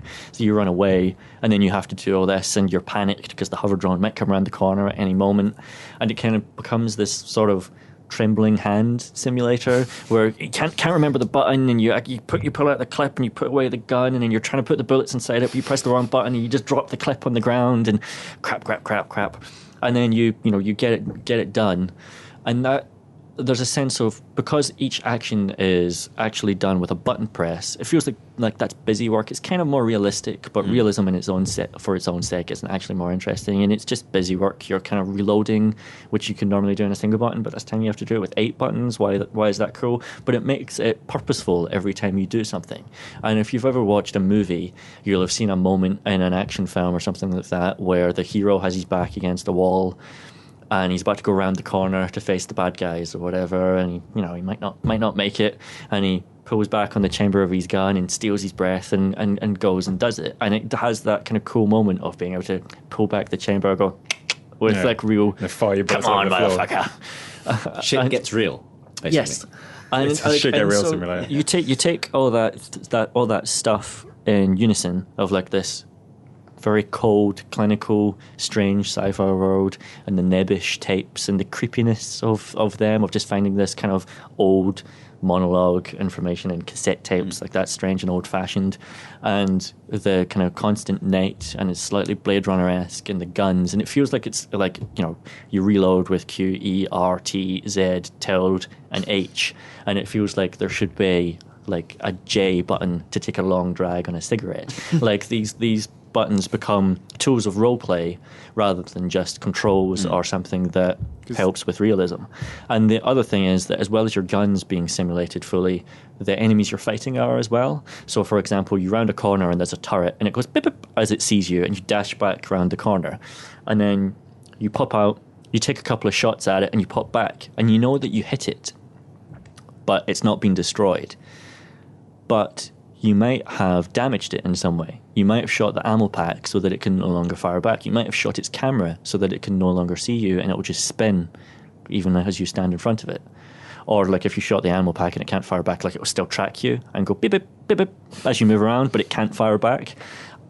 And like you might think, okay, we'll just shoot it until you know it's dead. But you're trying to conserve ammo so much because bullets are sparse that sometimes you want to take the risk that maybe it's dead, and so like you kind of like sneak out around the corner and wait a second and think, oh no, it's safe, and then it shoots you once and you die, and you think, God damn it! Like you took that risk because you thought it was a risk worth taking, and you paid for it. And that's you didn't shoot its irony sensor. This is a game that was created in 10 days, and I think I've discovered all 11 tapes, though not in a single playthrough. And although it's like very limited in terms of its content, I've played it for over 10 hours, and it costs £3.50. Awesome. Sold. Cool. Go buy that. It's called Receiver. You know, if you it's have on Steam. a Kinect and an Oculus Rift, you can play it with your real guns. Yeah. That's the one thing actually. Like I fired real guns, and they're not that hard to do. Like you put the bullet in the chamber, you flip the chamber up, and then you fire them. Like they're actually quite weirdly mechanical and simple. Like they are. I think that's the thing when I fire guns, they are gun. just tools. Like you know what I mean. You do realise that they're just little mechanical gadgets. It's the thing that puts the thing out very fast. Whereas this doesn't sound more like a machine to kind of play with. Yeah, there is. I mean, the guns, there are 3 pistols basically. One which is a pistol which you can switch between automatic and semi-automatic. One which is like a Glock or something like that, and one which is a revolver. Yeah. The revolver is different because you can like flip out the chamber, and then to unload the empty casings inside, you have to press V, but you don't press V once, because if you do that, then it just kind of lifts it back and then That's how you puts it back to the same position. But you have to press V a number of times to kind of like shake the bullets out, because like 3 will fall out and the other ones will get slightly stuck. So like shake the casings out. Simulates the boiling. That's kind of great. Awesome. That feeling. I don't play that. Yeah, that's really good. Shall we do Twitter questions? Before the Twitter questions, I'm going to have to duck out for a second because I've drunk into a bottle of Coke. Oh, Richard. Oh, Richard McCall. Cut out of the podcast if you want. This is fine. This has got personality. Wait for the door to close. So, Chris, what do you think about Rich? I'm just glad he's getting married. It is, it's a load off our wandering, mind, to know that he's okay. Yeah, we're not have to be responsible for him anymore. No, indeed. I can't really think of anything mean to say about him when he's gone away. How about that Dragon Age 2 review? Oh, Chris. I might have to cut that bit out. Oh, I'm only joking. I actually kind of agree. Sort of. What, like, have you ever, like, I'm looking at your Dota necklace. Yeah, Like, do you regularly spend money on gaming paraphernalia? This is the first bit of gaming paraphernalia I've ever bought. Never a t-shirt or poster or a toy? Nope. I'm not a big poster guy. Well, I have. You're an adult. I have. Well, I mean, I've got pictures. I got like old travel posters on my walls and stuff. But like that's for a particular reason. That's closer to having framed paintings or whatever. No, I just don't like stash. Like, I genuinely don't like wearing promotional stuff. Me neither. And this is kind of I don't know if I wear it all the time, but it kind of amuses me because it's so indistinct. Like, cause it's just like a tribal. Yeah, I kind of. I mean, I'm very excited to be going to the international tournament in August. So this was one of those things that I kind of wanted to have something to kind of denote myself to other people who will be around during that. I am one of you. Yeah. But that's totally fine. I don't have to justify myself to you. I'm not asking you to. You know, I've got for Christmas, my girlfriend got me the little Spelunky figurines. Yeah. I think there's like 8 or 9 of them of all the kind of key characters. So like the Spelunky man himself and the damsel and the shirtless slave and the tunnel man and stuff like that. And they sit on my desk by my computer, and those are some of my favourite things that I own, which is what I've just moved house for the 3rd time in 18 months. Yeah. Because I keep getting kicked out of places through no fault of my own. I swear. It's all the murder. But when you do that a lot, you start to realise the priorities of the things you own. And for example, if you would like all of my books and almost all of my DVDs and games, you can just have them. Seriously, please. And there's so many objects that I have which I just do not want, like books that I read and enjoyed. Yeah. But that was 10 years ago, and I'm never going to read them again. Or DVDs, which I again watched and enjoyed, or some of them have never watched because I got them as a gift, and I never got round to it. And they're fine, but I would keep the Spelunky stuff, and I would get rid of my Sherlock Holmes books, even though I love Sherlock Holmes. But I've got a Kindle now, and they just take up a lot of space, and they're heavy. And whenever you move house, you have to carry them with you. And you've got a lot of experience with that. Yep. Hi, Rich. I'm returned. Yay. How was that for you? Feel better now. Good. Concentrate on That's things good. again. At least Was it a lot like a small spaceship coming out of a mothership? I would probably not describe it that way for fear of iTunes ranking us lower. Fair enough. Higher, Rich. Higher. Higher. We can only get higher until it's acceptable to What did I everybody. miss? Did I miss anything fun? This was longest podcast. It's not like literally not that long so far. Normally our podcasts go over 2 hours, and it's been 1 hour and 40 so far. Actually, we normally try and kick it to like an hour and a half, but hey, it's Hey. they're That supposed to be never free. happens. It's Christmas. And then this never happen. Let's do the Twitter questions. Okay. John Armour asks, which non-playable game character were you most sad to see die and why, following the failure of last week's question? I'm not sure what last week's question was. He asked about, or either he or someone else asked about sort of saddest gaming death, and I think we interpreted it as death of a player character, hence putting it to NPCs. This is really hard to answer without spoiling. Spoilers. Yeah. So spoilers probably potentially for games. Chris, which game are you going to say? Can we even answer this question without heavy? I can answer it with a recent thing from Sleeping Dogs that isn't a spoiler. I'm going to answer it with something from Mass Effect. So if you haven't played Mass Effect 3, Yeah, don't say that. people know things die in Mass Effect 3. Like, But I haven't played it yet, and I don't want the fine. spoiler. play the bloody games, great. But I mean, I think house and play games. there's an angle on this that isn't sort of big characters and a narrative-driven thing. You know,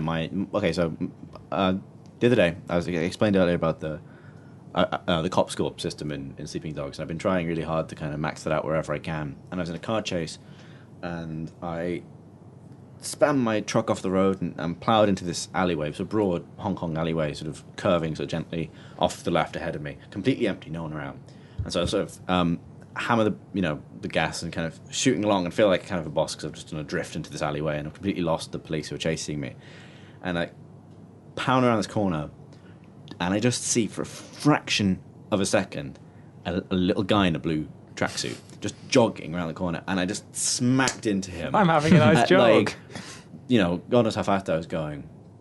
And it wasn't the thing flashing up saying pedestrian killed minus blah, blah, blah, blah, blah, blah. It was watching him sail backwards and crunch into a wall and then fall down and then get back up again. And I just, I tried to avoid him, but in trying to avoid him, I just ended up sort of skidding the truck into a wall and stopping. And just stopped, and I thought about loading a save because I just killed a guy. I'm Snuffed the life out of him. I'm an undercover policeman, and I just killed a man. That's just an innocent guy because I drove recklessly. I'm a monster, and then because it actually ended the mission because I'd escaped the cops. The mission ended, and the guy who was in the passenger seat, tried guys, so it was like, okay, thanks, I'll see you later, bye. And got out of the passenger seat, ran around the corner. And I was like, fuck. Dealing with it. And so I got out, and then I just left, and it's like, It's on your conscience. Got to deal with it. Bye. You can't undo these things. you have to do better next time. I've thought of two now that actually aren't spoilery. Really. I've thought of one as well. Do you want to hear yours? Yeah, okay. Project Zomboid. I haven't played it in a long time, but I played one of the early alpha releases of it, and it had this kind of tutorial where you're in a house and your wife was injured in bed with her leg, and she would, through asking you to do stuff for her, you would learn basically the mechanics of the game, the zombies outside, you got to go to the shed to get something, or, and so on and so forth. And there was a pillow in the bedroom with her. And I thought, I'll make her more comfortable. Her legs not elevated. Her legs not elevated. I'll put a pillow under it or something like that. Because she's asking you to go get her food or water or whatever it is, and pillows are useful when you're in bed. And so you pick up pillow, you use pillow on wife, and it turns out that smothers her, puts her out of her misery. Which the developers incorporated as a neat way for people to skip the tutorial, eventually. But that was unexpected when I did that. It might have changed now. This was over a year ago. They should and definitely that have a little dialogue box pops up to go, do you want to smother your wife? yeah. Or give her a pillow? Choose wisely. So I was pretty sad about that, and also it was a little bit funny. Yeah. Like all the best sad things. Rich, what's yours? I had both of mine came from giant sprawling Bethesda-y RPG. So in Oblivion, I remember in Bravil, which for some reason I ended up spending a lot of time in more so than in any other city. And It's the phrase Braville. Bravo. Get my mind going to a different direction. on the steps of the pub there, I think it's Bravo that has everyone's got skooma addiction. It's like a really shitty city, but on the steps of the pub, I found an Argonian dressed in rags. City swimmer was her name, and she's a swimming or an athletics trainer or something like that. She's really good at swimming and teaches you how to be good at athletics. But she had stolen something. She's a skooma like dealer or addict, and they do steal stuff as part of their the subroutines. They walk around. She stole some bread. I knew she stole some bread because it had bread in her inventory and it had a red handle on it. Obviously, because she'd stolen it. And she'd been summarily killed for her indiscretion by the city guard and was just left in the middle on these pub steps in a place where she'd go to get her like drug fix or whatever. It was just quite sad seeing this like rag clothed character on the street, and everyone was literally picking themselves over her and just kind of walking past her. Yeah. This corpse of this person. Nobody. That's our ragdoll flips out with old oblivion physics. But nobody realised she was there. Nobody kind of accepted the fact that this character was dead. Everyone was kind of like a homeless person on the street, just ignoring her, and it just made me a little bit sad to realise that I was the only person that knew. And also that kind of reflected back on the game, realising that actually I'm the only person that is knowing about this person, and I'm the one that has her story now. I feel like I've got a kind of the burden of her story. And then the other one was better if she had a real name and she wasn't just called City Swimmer. Well, City Swimmer is Argonians have names for like conjoined phrases like that. Argonians have, they're like runs fast. Or something like that. Oh, okay. Yeah. So not that all is of them. I did not actually the name. notice that It's hyphenated in City Swimmer. hundreds of hours of playing Oblivion. Yeah, well, so some of them have other names, but they are. It's usually like there's a first name and then the surname is something like, long thrice tail. awesome or whatever. So I was wondering, like close to Thurston Awesome though. That's what your chosen name is. The other one was his name. He was in I don't know what his name is, but I wrote about in top 100 actually. But he's in Paradise Falls in a tube, and one of the kids in Paradise Falls, like kid slave area, she has this kind of weird relationship with him. This is Fallout 3. Fallout 3. This is sorry. This kind of weird relationship with him, which I don't know if you're meant to kind of question or not. But anyway, he's stuck in a tube. And I got all the slaves out, so I killed everybody in this place, and then freed him from the tube.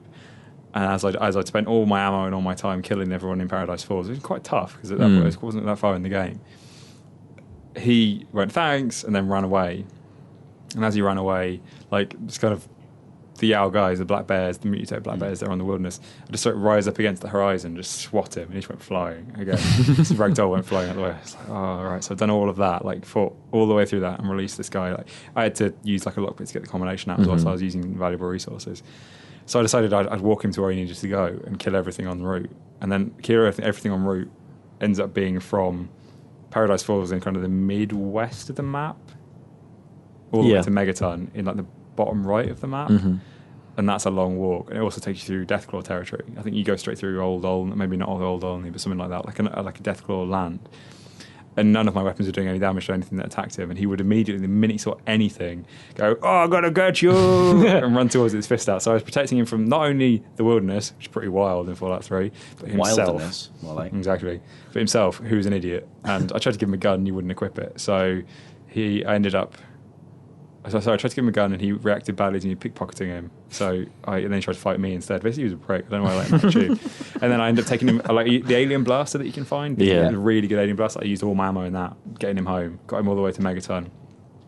Like 8 or 9 loading save games en route. At least 40, 50 minutes of my life doing this. And the minute he got to Megaton, turned around on the spot, looked at me with his dead eyes and just faded away. Because I assumed the game thought you wouldn't do it. And at the end of that, his first death bothered me enough to do that. But then his kind of second death, screw that guy. Fuck him, man.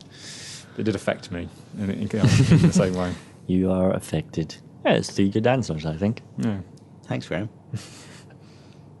El Yammers asks, who's nicking Pentadac's stuff? I've stolen his monitor. You already had the base monitor in the office. It started to break. Really?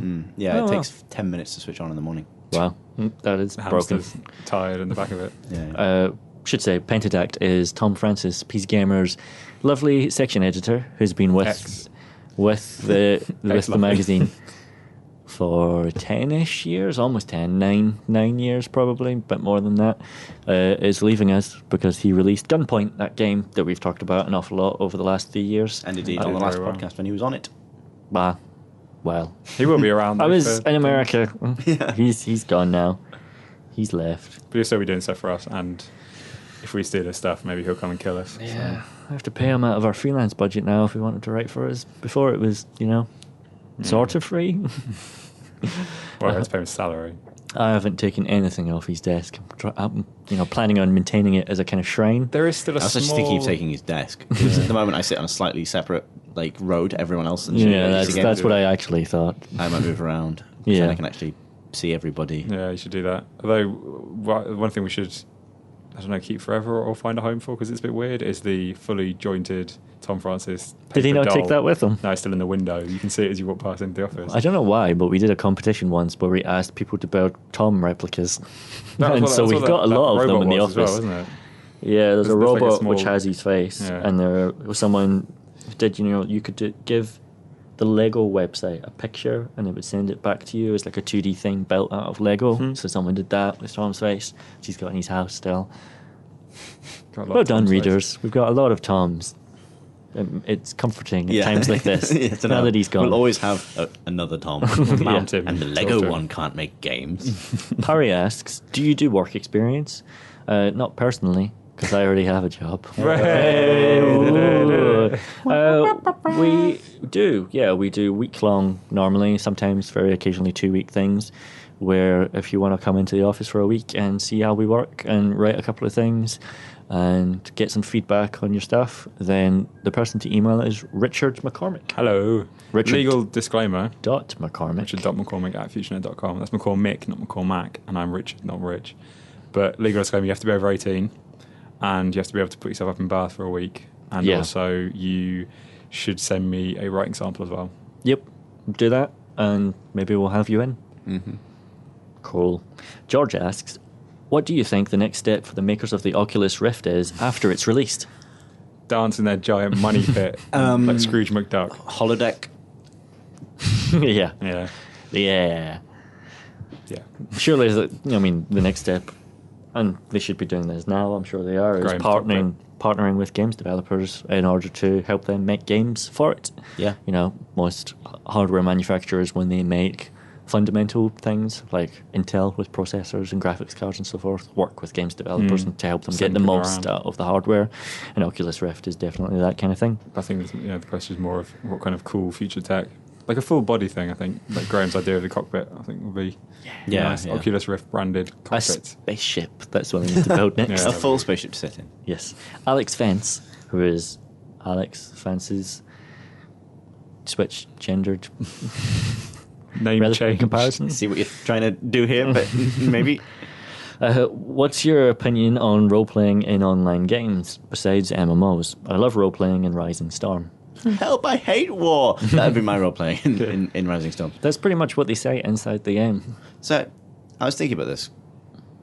I used to naturally role play in every game I played. I saw that's the purpose of playing any game which wasn't abstract. Was that you're a character in a world and you should behave like that character in that world. And I don't anymore. It's because of Dota. Because trying to play like those characters, I'm a ghost now. I'm a bear. It's just kind of, I'm a helicopter. It's kind of that's a dead end. No, It's just there's no. hovers around the office whirling at people. Although actually there are characters in Dota I really like because then their successful playstyle feels a lot like those characters. Like Broodmother, who's a spider queen, is a really good example. She makes webs on the map and hides in them. And He's doing it again. Go- He's talking about Dota I am again. talking about Dota. You can't stop me, Graham. You do this. Never stop- You it do never this stops around the your friends. house after you play Broodmother for a little while and then just start Skitter about. scuttle off. No, into, but like what I mean is that Broodmother's- the actual experience of playing the role of that character feels pretty close to what you actually do as that character. Which is Okay. great. I definitely think it makes you worse at almost every game. We did it a bit in PlanetSide. I remember the one we're talking about. Yeah. With the kind of. So that was but we almost naturally accidental. slipped into Yeah. because we touched on it earlier, but two of us are big Star Wars fans, and we do naturally have a kind of part of our brain that's reserved for Yeah. fantasizing about being a space captain. Being Red 5 and Red 4 or something like that. So. And the kind of we naturally slipped into banging left, I'm on the leader. Break. It does work as well. Can't see him. But actually, you realise why people talk like that in the army and that because it's faster and more efficient. So that was kind of a form of role play that, Yeah. on Skype at 3 a.m. How people talk Gotta in bring Star out Richard Wars Madden missile. / the army.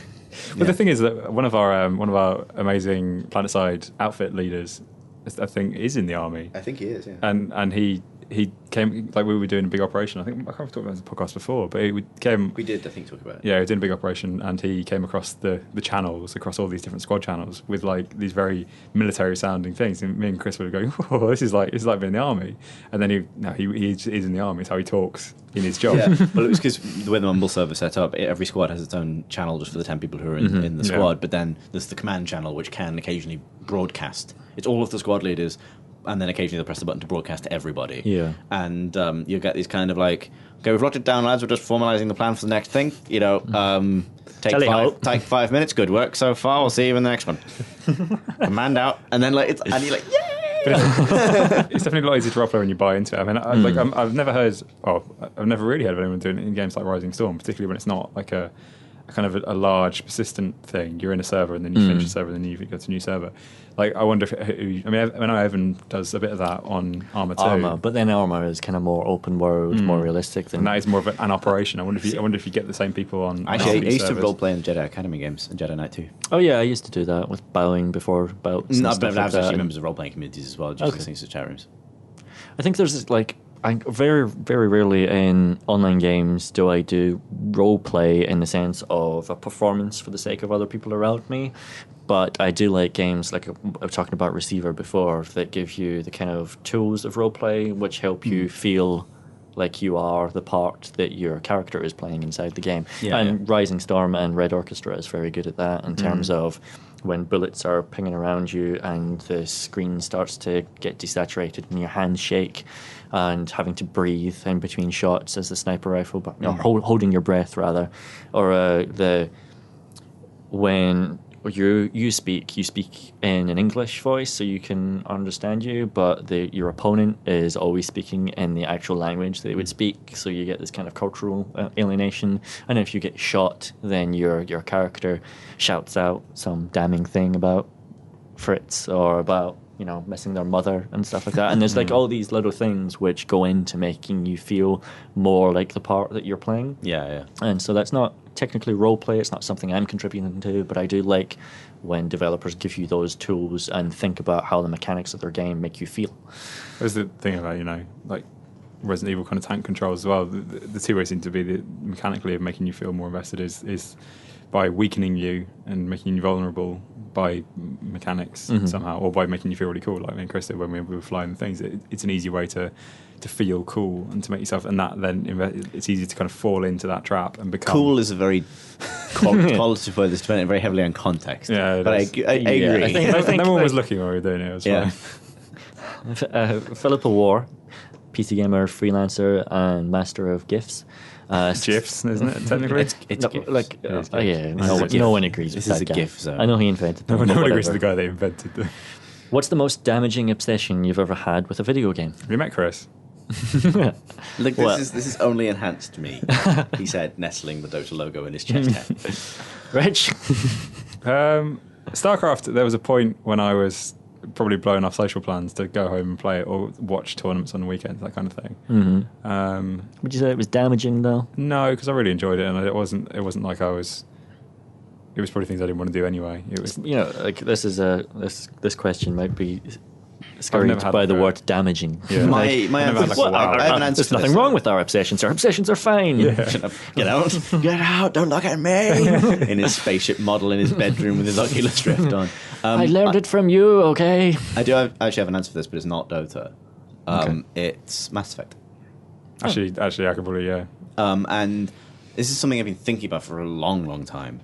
And I'll touch on it briefly because we've got a lot of questions. But I worry about whether the time spent role-playing and thinking about the plots of role-playing games, thinking about the character I'm creating and replaying Mass Effect in the way I did specifically, replaying the same story over and over again and kind of working out the angles of something I felt like I'd co-created, is kind of like a way for people who want to create things to get the sense of creating something without actually adding something meaningfully to the world. That, like, it's a kind of, like, prosthetic writing. You know what I mean? Like, role-playing in a story-based RPG that kind of tickles the part of your brain that wants to kind of invent something or tell a story, but doesn't actually ask you to do any of the hard work or graft of it. and therefore kind of makes you lazier. And there's a lot of things I love about Mass Effect, and I could probably also go on the rant about things I think genuinely it's kind of added to my existence, having that kind of 5-year obsession with it. Mm-hmm. But I do worry about that. Like, I do worry about how much is, telling yourself story using a game I feel it's your story. a waste of the time that you could spend actually forming a story of some kind. And obviously there's a degree of naivety to that as well, but there's a certain point of like, how do you, like, a lot of games do that. Like, you could argue that the creativity that Minecraft allows stops you from pursuing more so-called legitimate forms Building of creativity. An actual house out stone. Yeah, well, I mean, why not? I mean, like, there's I would argue that planning there's permission. actually a real legitimacy to Minecraft, but maybe not taking this too seriously, but like Minecraft is a medium, right? Yeah. It puts restrictions on you, but like, I mean, obviously, because then you can get into the argument, well, is any time we spend playing games worthwhile when we could be doing whatever? Yeah, that's ignoring that level of it, like, I do think there's something specific to narrative-based games and the nature of people's attachment to them and the way that leads into fandom, which is, like, when I was a teenager, I wrote a lot of fan fiction, like, for role-playing communities, and I played Lost Stars Galaxies and role-playing communities and other MMOs, and I wrote constantly, and that was partly because the games themselves had no plot, right? They were MMOs, and there were these big weighty things, and players had to all kind of pile in to create the stories of those places. That's why I've kind of hated story MMOs as a thing, because it used to be that you just make them yourself. I was home this last weekend. I found notebooks full of this stuff. Like, I handwrote everything. It was pages and pages and pages and pages and pages of fan fiction, which I'm glad I did because it helped me become a writer. But, at the same time, Chris. But actually, the main thing is, like, at the same time, though, at least I was doing something, right? Like, my time spent in my room pouring all my life away into video games wasn't just spent pouring my life into video games. I was also kind of obsessed with to the point where I was producing things. Whereas as soon as you get into a big linear constructed narrative experience, it gives me just enough hooks to feel like I'm involved. Yeah. I don't create anything as well, right? Yeah. Like the sum total of my involvement with it is just I play Mass Effect and I play it all the way through and I feel like I've made something, but I haven't, right? There'll be no notebooks full of like short Quivering. stories from. That's what fan fiction always has, isn't it? Quivering, There's the a word lot of quivering. Mine was thundering. That's the word I always used. The opposite of quivering. Yeah. Like, I do not quiver. That's that Thurston House words. We do not quiver. But like, there's no, there'll be no books full of short stories from that period, or at least not triggered by that. You know what I mean? Like that. I don't know how a lot of serious. screenshots. I don't know how serious as an issue this was. When I saw that question, that's what I thought of. I wonder if as well that would explain why people get so aggressively just mad about like endings to things like Dragon Age or to Mass Effect 3 being a particularly obvious example, because it's not just you've ruined your story, it's you've ruined my life because I've put so much of my life into your story. But that thing has no, like, the moment you start to externalize these stories and write your own, it's protected from whatever the analogy for this would be. Like, I remember the way Sony changed Star Wars Galaxies really ruined a lot of role playing communities. We had to fight to maintain the fiction we wanted. Like the guys I used to play with, and to give a shout out, a guy called Jeff Rayhard, who writes for Massively, was a member of that community when neither of us were game journalists at the time, but happen to both be game journalists now, which is a cool kind of fact.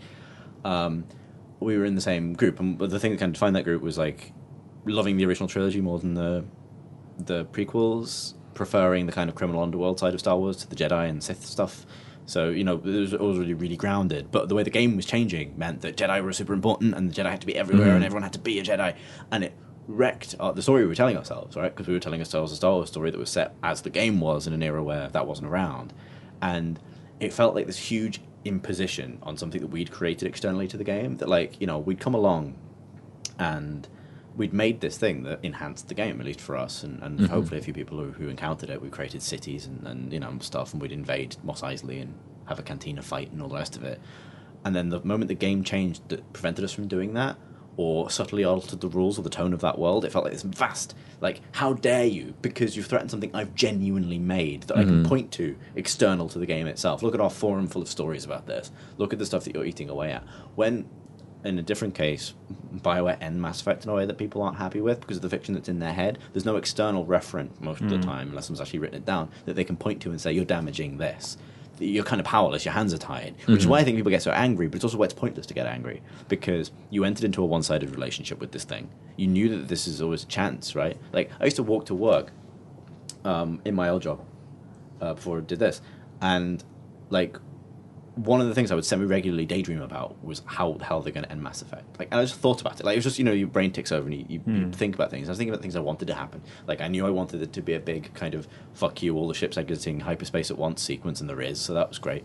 And that it was so stuck in my head that when it actually ended and it ticked almost all of the boxes I had and done some things weird, I was like, oh my god, they actually didn't fuck it up. And then to go on the internet and they fucked it up was like, oh, like I have a very different relationship. But like it was always, how are they going to do it? Yeah, not, it's mine, because it's never mine. End rant. I guess for me, well, like I think I've had lots of obsessions in video games that have been damaging in some respects, but ultimately enriching in others, even if long after the fact. I mean, like, that's the reason why I am a games journalist, is because I obsessed I obsessed over games, and it, gave me a successful career. Hooray! But, sure, my addiction to sensible world soccer as a young child alienated many potential friends at school. Young children, and then, anyway, you got loads of excuses. And for then that. my addiction to Championship Manager and Half-Life 1, but then at the same time they led to creative things as well, like fan fiction and level design. It's all just You wrote passed Championship on the Manager water. fan fiction. You wrote Championship Manager. I was huge. joking. This was huge. I thought it was obvious there'd be half in fan fiction. And I was trying to do a funny. Whoa! There's loads of Championship, like the book Championship Manager Football Manager Ruined My Life. They by kind of started Ian out Payne. as kind of like let's plays of like people reporting the decisions they Yeah, made yeah, in the yeah. seasons, but then people would expand in between, and Huge like they would forums full of play as a character. So like your Football Manager Was it written wasn't. like sports journalism or like? Sometimes it'd be written as like sports manager, yeah, and sometimes it would be that. Sometimes the football manager would be, he's a former footballer, he's 42 years old, and he had to retire young, a Jedi. and he's got a broken leg, and then like the personal life and media issues and stuff. Thing I have ever. I like that There's, this is the reverse like- of what most people have. Like most people would have like, I understand the football stuff, but people pretend to be Jedi. What? Whereas Chris is coming from the other angle. It's like, Well, like, people for me- want to be real people. Like no, but like for me, right? There's fan fiction is really like rooted in like fandom and fantasy communities and things like that. But And it's all this kind that's of not mine, and I right? get it, but like people writing about fantasy football, it comes close enough to just writing like modernist fiction, like the story of a man's life. Like that's amazing. That's kitchen sink dramas of fan fiction. I think it's like, like when you create a manager in Football Manager, you give them a name, you choose their age, you choose their nationality, you choose their favourite club, and then certainly in Football Manager these days, you have dealings with the press, which are essentially little bits of text adventure style things where you get like 5 different responses to a media question, and you can be angry and shirty, or you can be, we're doing it for the fans, da-da-da-da-da, and there's a personality you can express through there. Yeah. So these days, like there is, if you Google Football Manager fan fiction, there's still a huge community doing that stuff, and it's more justified. Back then, when I was doing it in the 1995 or whatever, there was none of that stuff. I'm sorry, I don't want to turn this into a long bit, but like, okay, so does it have the same problems as other fan fiction communities? Like, does everyone have a dark backstory?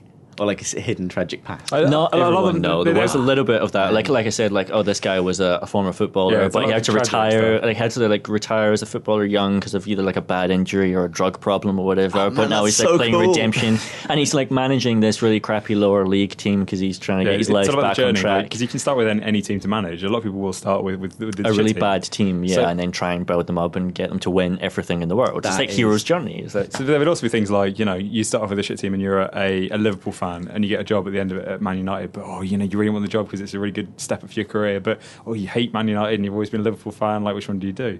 If you read Football Manager Ruined My Life, which is a book about various things, including players who Football Manager tipped to be amazing and who either had terrible lives or didn't actually exist, like Tonton Makula Zola, who did exist but had like bad personal problems and ended up not becoming the star he was going to become. And there's the kind of interviews with him and that kind of thing.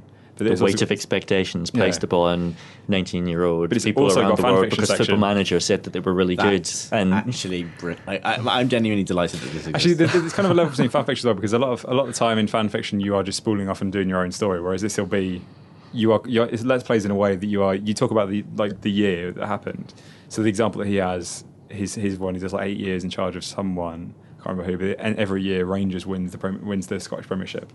and it will be based on true facts that have happened in his game. So he will finish 5th, he'll finish 10th, he'll finish 1st, and he'll tell you about that year. But he'll be saying, oh, my girlfriend left me this year because I was too invested in the thing. I'm so pleased. I'm just like, this is actually awesome. Oh god, that's just it's just the idea of kids sitting in their bedrooms writing the lives of middle-aged men. A lot of them are middle-aged men as well doing it though. Like, there's more side of it probably than you get, I think. Sorry to interrupt, but there's the thing with video games where partly what's damaging about them sometimes is that the experiences you have if you're really obsessed with video games alienate you from a lot of mainstream culture or the people who are around you as you're growing up. But I think in our respect, we kind of looped back around and managed to find people who had similarly damaging obsessions. And so, like, video games can be most damaging, I think, to your social life or social development when you're a teenager and you should be going out meeting romantic partners and that kind of thing. But it worked out. I guess it's fine. The things that are traditionally seen as the most damaging tend to be MMOs as well. I know people that have had debilitating WoW addictions, and they are the most social things. And that's the thing. Like, I grew up. Like, I don't think video games stunt your growth. I think they make your route towards growth different, maybe, than other people. So you maybe have less common with the people who, went to the disco a lot because Graham born in 1971 but Chris with role-playing communities or me with, say, my Counter-Strike clan, I grew up a lot because of the relationships I forged through that. I was also damaged because I didn't study enough and I didn't spend enough time with people in real life, and I had a phone bill which was many £100s, which my parents weren't very happy about, but at the same time I was enriched by the fact that I was speaking to people from Sweden and Spain, and different age group as well. Different ages. Like, I mean, to be honest, one thing I've got million stories about time in those role playing communities and meeting people in real life as well. But like, I think the one thing that was kind of damaging was being so conscious of wanting to do other things with my life other than just play games that it actually kind of put some fairly like weird assumptions in my brain for ages. Like, I split my time as a teenager between playing games and going out. And when I went out, I would never tell anyone like what I kind of like. I just genuinely assumed I'd be rejected from society. Like, my friends weren't gamers. Like, I never had a circle of gamer friends really. So like, I just assumed it was something to be embarrassed about that I did on the side. And then as I got older, and even travelled a bit to countries, maybe I started to notice I could, and everyone played games to an extent, and I could just talk about it, and no one really, maybe I wouldn't explain. Oh, hey, yeah, I grew up writing Star Wars fan fiction, but like. You sort of... It's always a bad opening gambit. It was much more of a gradient than I ever thought it was, and I could start to admit it. But I had the preconception that games were something you had to be embarrassed about, basically until I started in this line of work. Genuinely. Like, it was only becoming a games journalist that I got first used to talking to people around me about games all the time, and then when it's your job, you can't introduce you like, how do you do for a living? I'm a games journalist. Do you play games? Nah. Lame. No. Like, so that then meant I had to think more critically about how do I explain my gaming hobby to people. Yeah, I mean, I guess. But the big damage was done by that, I think. I don't think it was quite as bad for me. Like, there were always people at school who also played games, and my friends played Championship Manager as well, and I went around to people's houses to play on the PlayStation and N64 and stuff like that, and... Yeah, but a lot of it was also you found other hobbies that you had in common. Sport. My university days, we had two TVs in every living room, every house that I shared with all my housemates, because one was for TV, and one was for either Pro Evo or Madden, depending on what it was. So that was kind of like a stealth way in, and then I'd get them more into other stuff as well. I'd start playing games on the PC. I ended up playing LAN games with Red Alert because they're like, I used to play this when I was younger, and it was kind of like. Gateway drugs into people. Cara Ellison, PC Gamer Freelancer, asks, what's she master of? Philippa is master of gifts. Don't ask me this question. That's unfair on like 4 different levels. Have you ever played your own music over a game to enhance its properties, and if so, which tracks on what game? Sweet dubstep. I used to, I can think of, I can't, sorry. That was a poor start to a sentence. I can't quite remember, but I used to like listen to certain songs before I would play multiplayer games online because they would charge you up in a certain way. God, The no. worst laugh.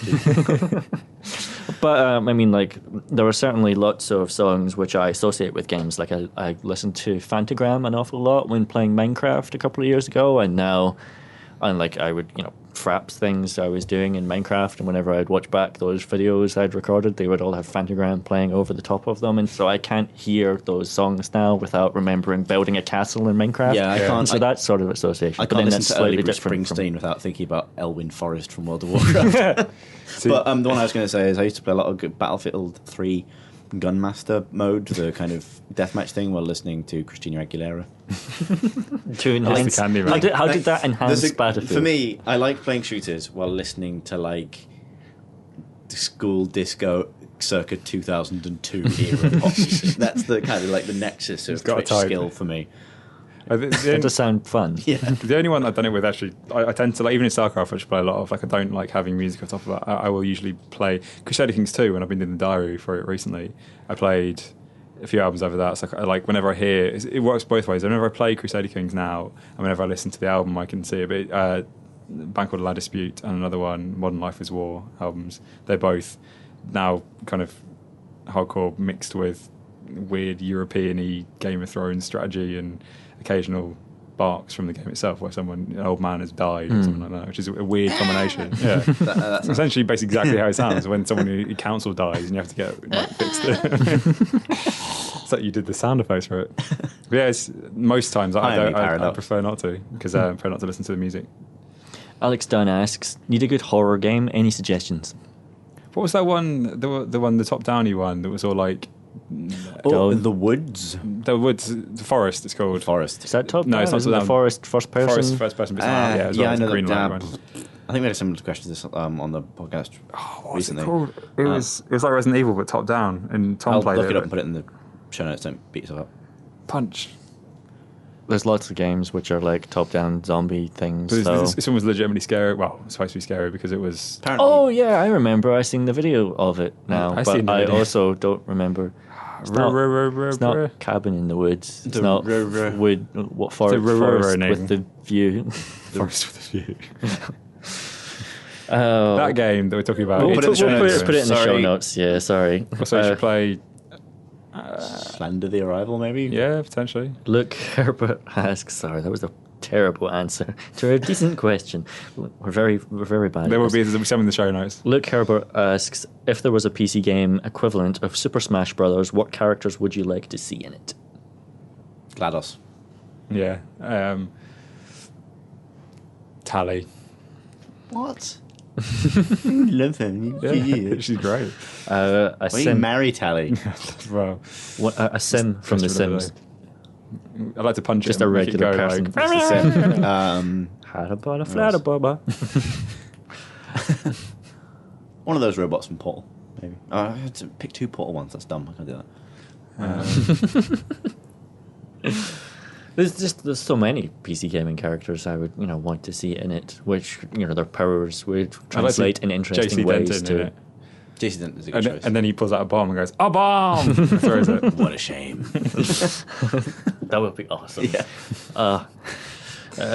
Electronic old man. But he's not the one who shouts a bomb. No, he's not, There's, again, I can't remember what it's Just fly called. over. Yeah. Just shout it. A as bomb, he pulls it JC, a out. bomb! There's basically a Super Smash Brothers for indie games, and Oh, so yeah. it's got like Deathworm in it as one of the characters. You burst awesome. out of the ground and attract. Nidhogg guy. Oh, the Nidhogg would be amazing. That would be brilliant. Nidhogg. Why isn't Nidhogg out properly yet? Why is it can't- not like a proper international sport? Nidhogg is the best game. They're going to Fencing, relaunch it soon with a much more expanded. I don't want a much feature more set. I want the same features. I I, know. want the ability to cheat if you do Owen's Wildebeest move because you break the frame by tapping too fast. I can't remember the name of that indie game, Super Smash Brothers. It was from a few years back, and I'm not sure it was ever finished, but there was a build of it, and again, we'll put it in the show notes. They're really bad at remembering Doom names of Guy games. would be a good one. Craig Fortune asks, with new consoles having x86 architectures, what are your hopes for better ports of games? Well, we should certainly get more of them, but the problem with ports of games is very often not the architecture. I mean, that's what stops us getting them because it's going to be easier. But the problem with ports of games is not having enough options in the menus and not having controls set up for mouse and keyboard, and that's still going to be as big a problem as it ever has been. But hopefully, will stuff not be made first on PC? And Well, I mean, you saw that photo from the E3, right, of the Xbox One demo units actually being PCs. well, some of them. Apparently some of them weren't as well. Yeah, some of the Xbox One units were actually Xboxes, and the PS4s were all dev kits, which are basically just PCs. Okay. But like I spoke to the Division guys, and their game looks cool, and they haven't yet announced it for PC. And when I spoke to them, one of the excuses they gave was that we've designed it for a pad, and if we're gonna do it on mouse and keyboard, we don't want to do that badly. And that means devoting resources to redoing all the menus and stuff like that, in which case, we're not sure if we're going to do it yet. I do wonder if the noise of PC gamers wanting stuff like this and needing stuff like this, like the VSync and things like that, has been much louder in recent years. And people who work in development studios obviously play PC games. There are PC games there. Yeah. They will be fully aware of the power of things like Reddit gaming and things like that actually have these huge weights they can throw behind things now. And I wouldn't be surprised if there was a lull where, because they didn't think it was necessary. Now there will be someone in every dev studio saying, guys, we need to have this. And maybe time will stop that still. Yeah. But I think we're at a better time now for that kind of... If you were sensible business sense, you We're would going to get be as much higher up money the as priority possible. list, yeah. Get someone like Nixus who did the... Hello, I'm Sensible Business Sense, and I'm here to tell you, VSync. He's friends with Dr. Sportsencod. James Folks asks, is there an equivalent to the Bechdel test in gaming? What rules should it have? Prompted by Thurston's Man of Steel musings. This is Chris on Twitter talking about Man of Steel. Yes, this new I Superman think I might be movie. the only person in the world who likes that movie. I haven't seen it yet, but remind us what the Bechdel test is. The Bechdel test is a test for how kind of... Cheesy the sauce is. That's Bechamel test. Oh, yeah. Close. Nearly there. The Bechdel test is a test for how socially aware your writing or story is, particularly when it regards to female characters. To pass the Bechdel test, correct me if I get this wrong, a story has to involve two female characters having a conversation with each other that isn't about a man.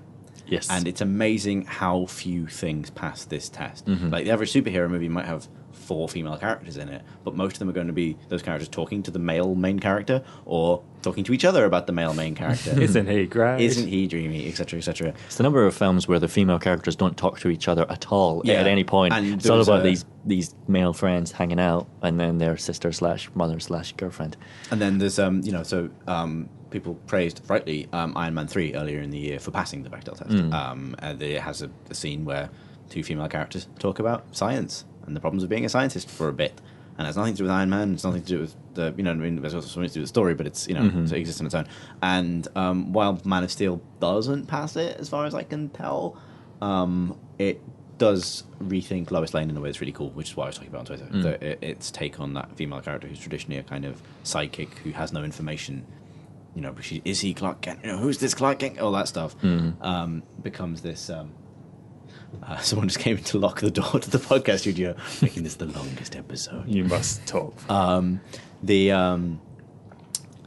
It does rethink the character in a way that's a lot cooler. The- As for games, Yeah, what's the equivalent in gaming? Because games the are Bechdel test less... does apply to games. It does apply to games, but games are less about conversation and characters talking to one another and so forth. I think- It should always be talked about if you're the main character. Really. I think, So- I think the equivalent would be having a game world that doesn't assume a male player or protagonist, and this is a problem that a lot of games suffer from. Like, there are games where you play a female character or have the option to play a female character, where the world is nonetheless constructed with a heterosexual male eye in mind, which is a problem.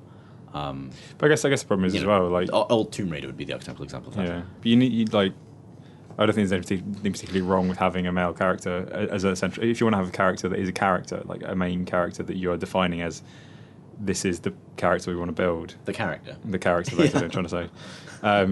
He's fine to be male if you want to make a male character, but I guess you just need to have also female characters in the same kind of role. I don't know exactly what the premises of the test would be, but it has to be. I do think it has to come down to, like, however the world is presented, the world itself has to presume no gender on the part of the player. And I mean, and that and it's possible to tell a story. Modes. And this, the better example for this is it needs to be possible for someone to make a game with a female protagonist having a heterosexual relationship with a male character and a male player to play that game. People should be comfortable enough to do that because games currently ask women to play as male characters who exclusively have heterosexual relationships with women. So like your actions with a game character don't reflect your own preferences. They're a story you're being told. If you would put down a book because the female main character just kissed a guy, then you're an idiot. Yeah, then you're an idiot. But that's the world the games exist in, and that's really fucking dumb. Yeah. So like that'd be I think it has to be. I'm trying to think of the parameters of a test though. But I think one of the signs would certainly be. Could you gender swap the main character and still have this world make narrative sense, or it's not quite that. Like it. Gender swapping is a weirdly powerful tool. Like to actually just do that with a whole load of things that you think of okay, and then actually doing it, and you go, oh, shit, that's not really okay. Yeah. I mean, it can be used poorly the other direction though. Like men are objectified too is the other angle, which is the bullshit. The bullshit other angle on it. This is an interesting question that requires a larger response than we have time for. Keep asking us questions about this stuff because I like talking about it. Yeah, me too. We should ask us earlier in the podcast somehow. Tell us to look at it before this. Let's do speed round questions. Okay, yeah. Luthex Kolbark asks, what do you think will happen when Dota 2 goes free to play? Will the masses crash the servers, or will it keep the numbers it has already? I think it will have a massive spike, but the servers will hold. You guys? I'm going to kill some newbies. Rich? I think Valve will probably be fine. You'll have a long queue to wait for some games for a while. Dazzo asks, I saw a quote on IGN that Dragon Age 3 was a next-gen console exclusive now. Is this true? Doubt it. Mainly what I assume is that this will mean it's exclusive to the next-gen consoles and won't be on the previous generation of consoles. Oh, he's done him. He's lawyered him. Wango asks... I think you're probably right, I mean. Wango, I agree. Wango asks, how nice is it? Is it outside? It's a little bit muggy, but it's warm, and we like that. We're going to go outside in a minute. That's why we're doing this quick. I agree. Max Dursa asks, if you could make any single-player game co-op, what would it be and why? I would make... I'm going to go with Hotline Miami. Oh, yes. Also... Okay, this is a really good question, but... Skyrim. Yeah, okay. Coxix. Choking because I'm Coxix asks, can you sing with all the voices of the mountain and or paint with all the colours of the wind? Have you heard the wolf cry under the cold blue moon? Next question, it's from Pocahontas. Mark asks, if you could have your memory wiped of a whole game, which game would you love to experience again for the first time and why? Deus Ex Human Revolution. Mass Effect. Deus Ex Human Revolution. Both of them. All of them. Adam Dawes, give us the scores, asks, when you finish a game and the end credits roll, Sorry, Adam. how long do you watch them for? Right at the end, exit immediately, in between. I almost always go all the way to the end, especially if it's a long game. It's always things at the end. I go all the way, especially if I've reviewed that game and especially if I didn't like it, because I like to see the names of all the people I'm going to upset. Not I feel a duty to. That's like looking in the eyes of the person that you're about to kill. No, it's not. It's about social responsibility. It's about I have to be aware of the fact that if I'm panning this game, I have to be aware that this has a consequence for somebody, and I need to face that down before I've. Okay, so you're not flippant. Okay, that's great. Yeah. Kip Taylor asks. It sounded flippant because I said it really quickly. No, I mean you're not flippant with your criticism in the review because you're recognizing that there's a person on the other end. Kip Taylor asks, how often do you play console games? Fairly regularly. I just bought a 3DS at the weekend. You're playing Last of Us and PS3. I sporadically play Injustice. That's about it. I've got a 360, but I mainly use it for watching TV. If only they emphasised that with the next generation. Television. I don't want to get this for television. I never watch TV. Lewis Roberts asks, hey, I was wondering, one, what character from any game would you most like to give a comforting hug? Oh, comforting hug? That suggests they're sad, though. Clementine from The Walking Dead. Alex Vance, I guess, because bad things happened to someone she likes a lot. Sam Fisher. He's had a terrible life. Yeah, things do not work out for that guy. Come out, Fisher. We want to give you a hug, Fisher. I gave her a hug at the airport, Fisher. How much did you like the hug, Fisher? Funky Townk asks, best game-related book ever? I do not believe there has ever been a good game-related book. The Doom book. But I'll go with Raising the Bar, because although it's kind of a cheap answer, it's very interesting. Yeah, actually, if you don't like football, you might not like it as much. But yeah, Football Manager ruined my life. The Doom book is mad. Yeah, it's because he ran into the room and then he shot a bunch of guys. No, it's not. It's all about like his philosophy and his which of the Doom books? There's lots of them. The one that Rich Colby wrote about on the website, which you should check, and Chris will put in the show notes. Thanks, Rich. Something for me to do. Yeah. Then that's all the Twitter questions we have time for, and also all the ones that we printed out on a bit of paper. And now we're going to go to Rich's. Also, we've got to stag go do. because I think the sound guy Adam is allowed to leave at 5 normally, but it's 5:30 now. Oh god. Oh, Yo, him a sorry, drink. Adam. Sorry, Adam. Thanks for Another listening. madcap episode of the PC Gamer Podcast, brought to you by Graham Smith. Me. and him. Thank you, everyone, and good night. Bye. Bye.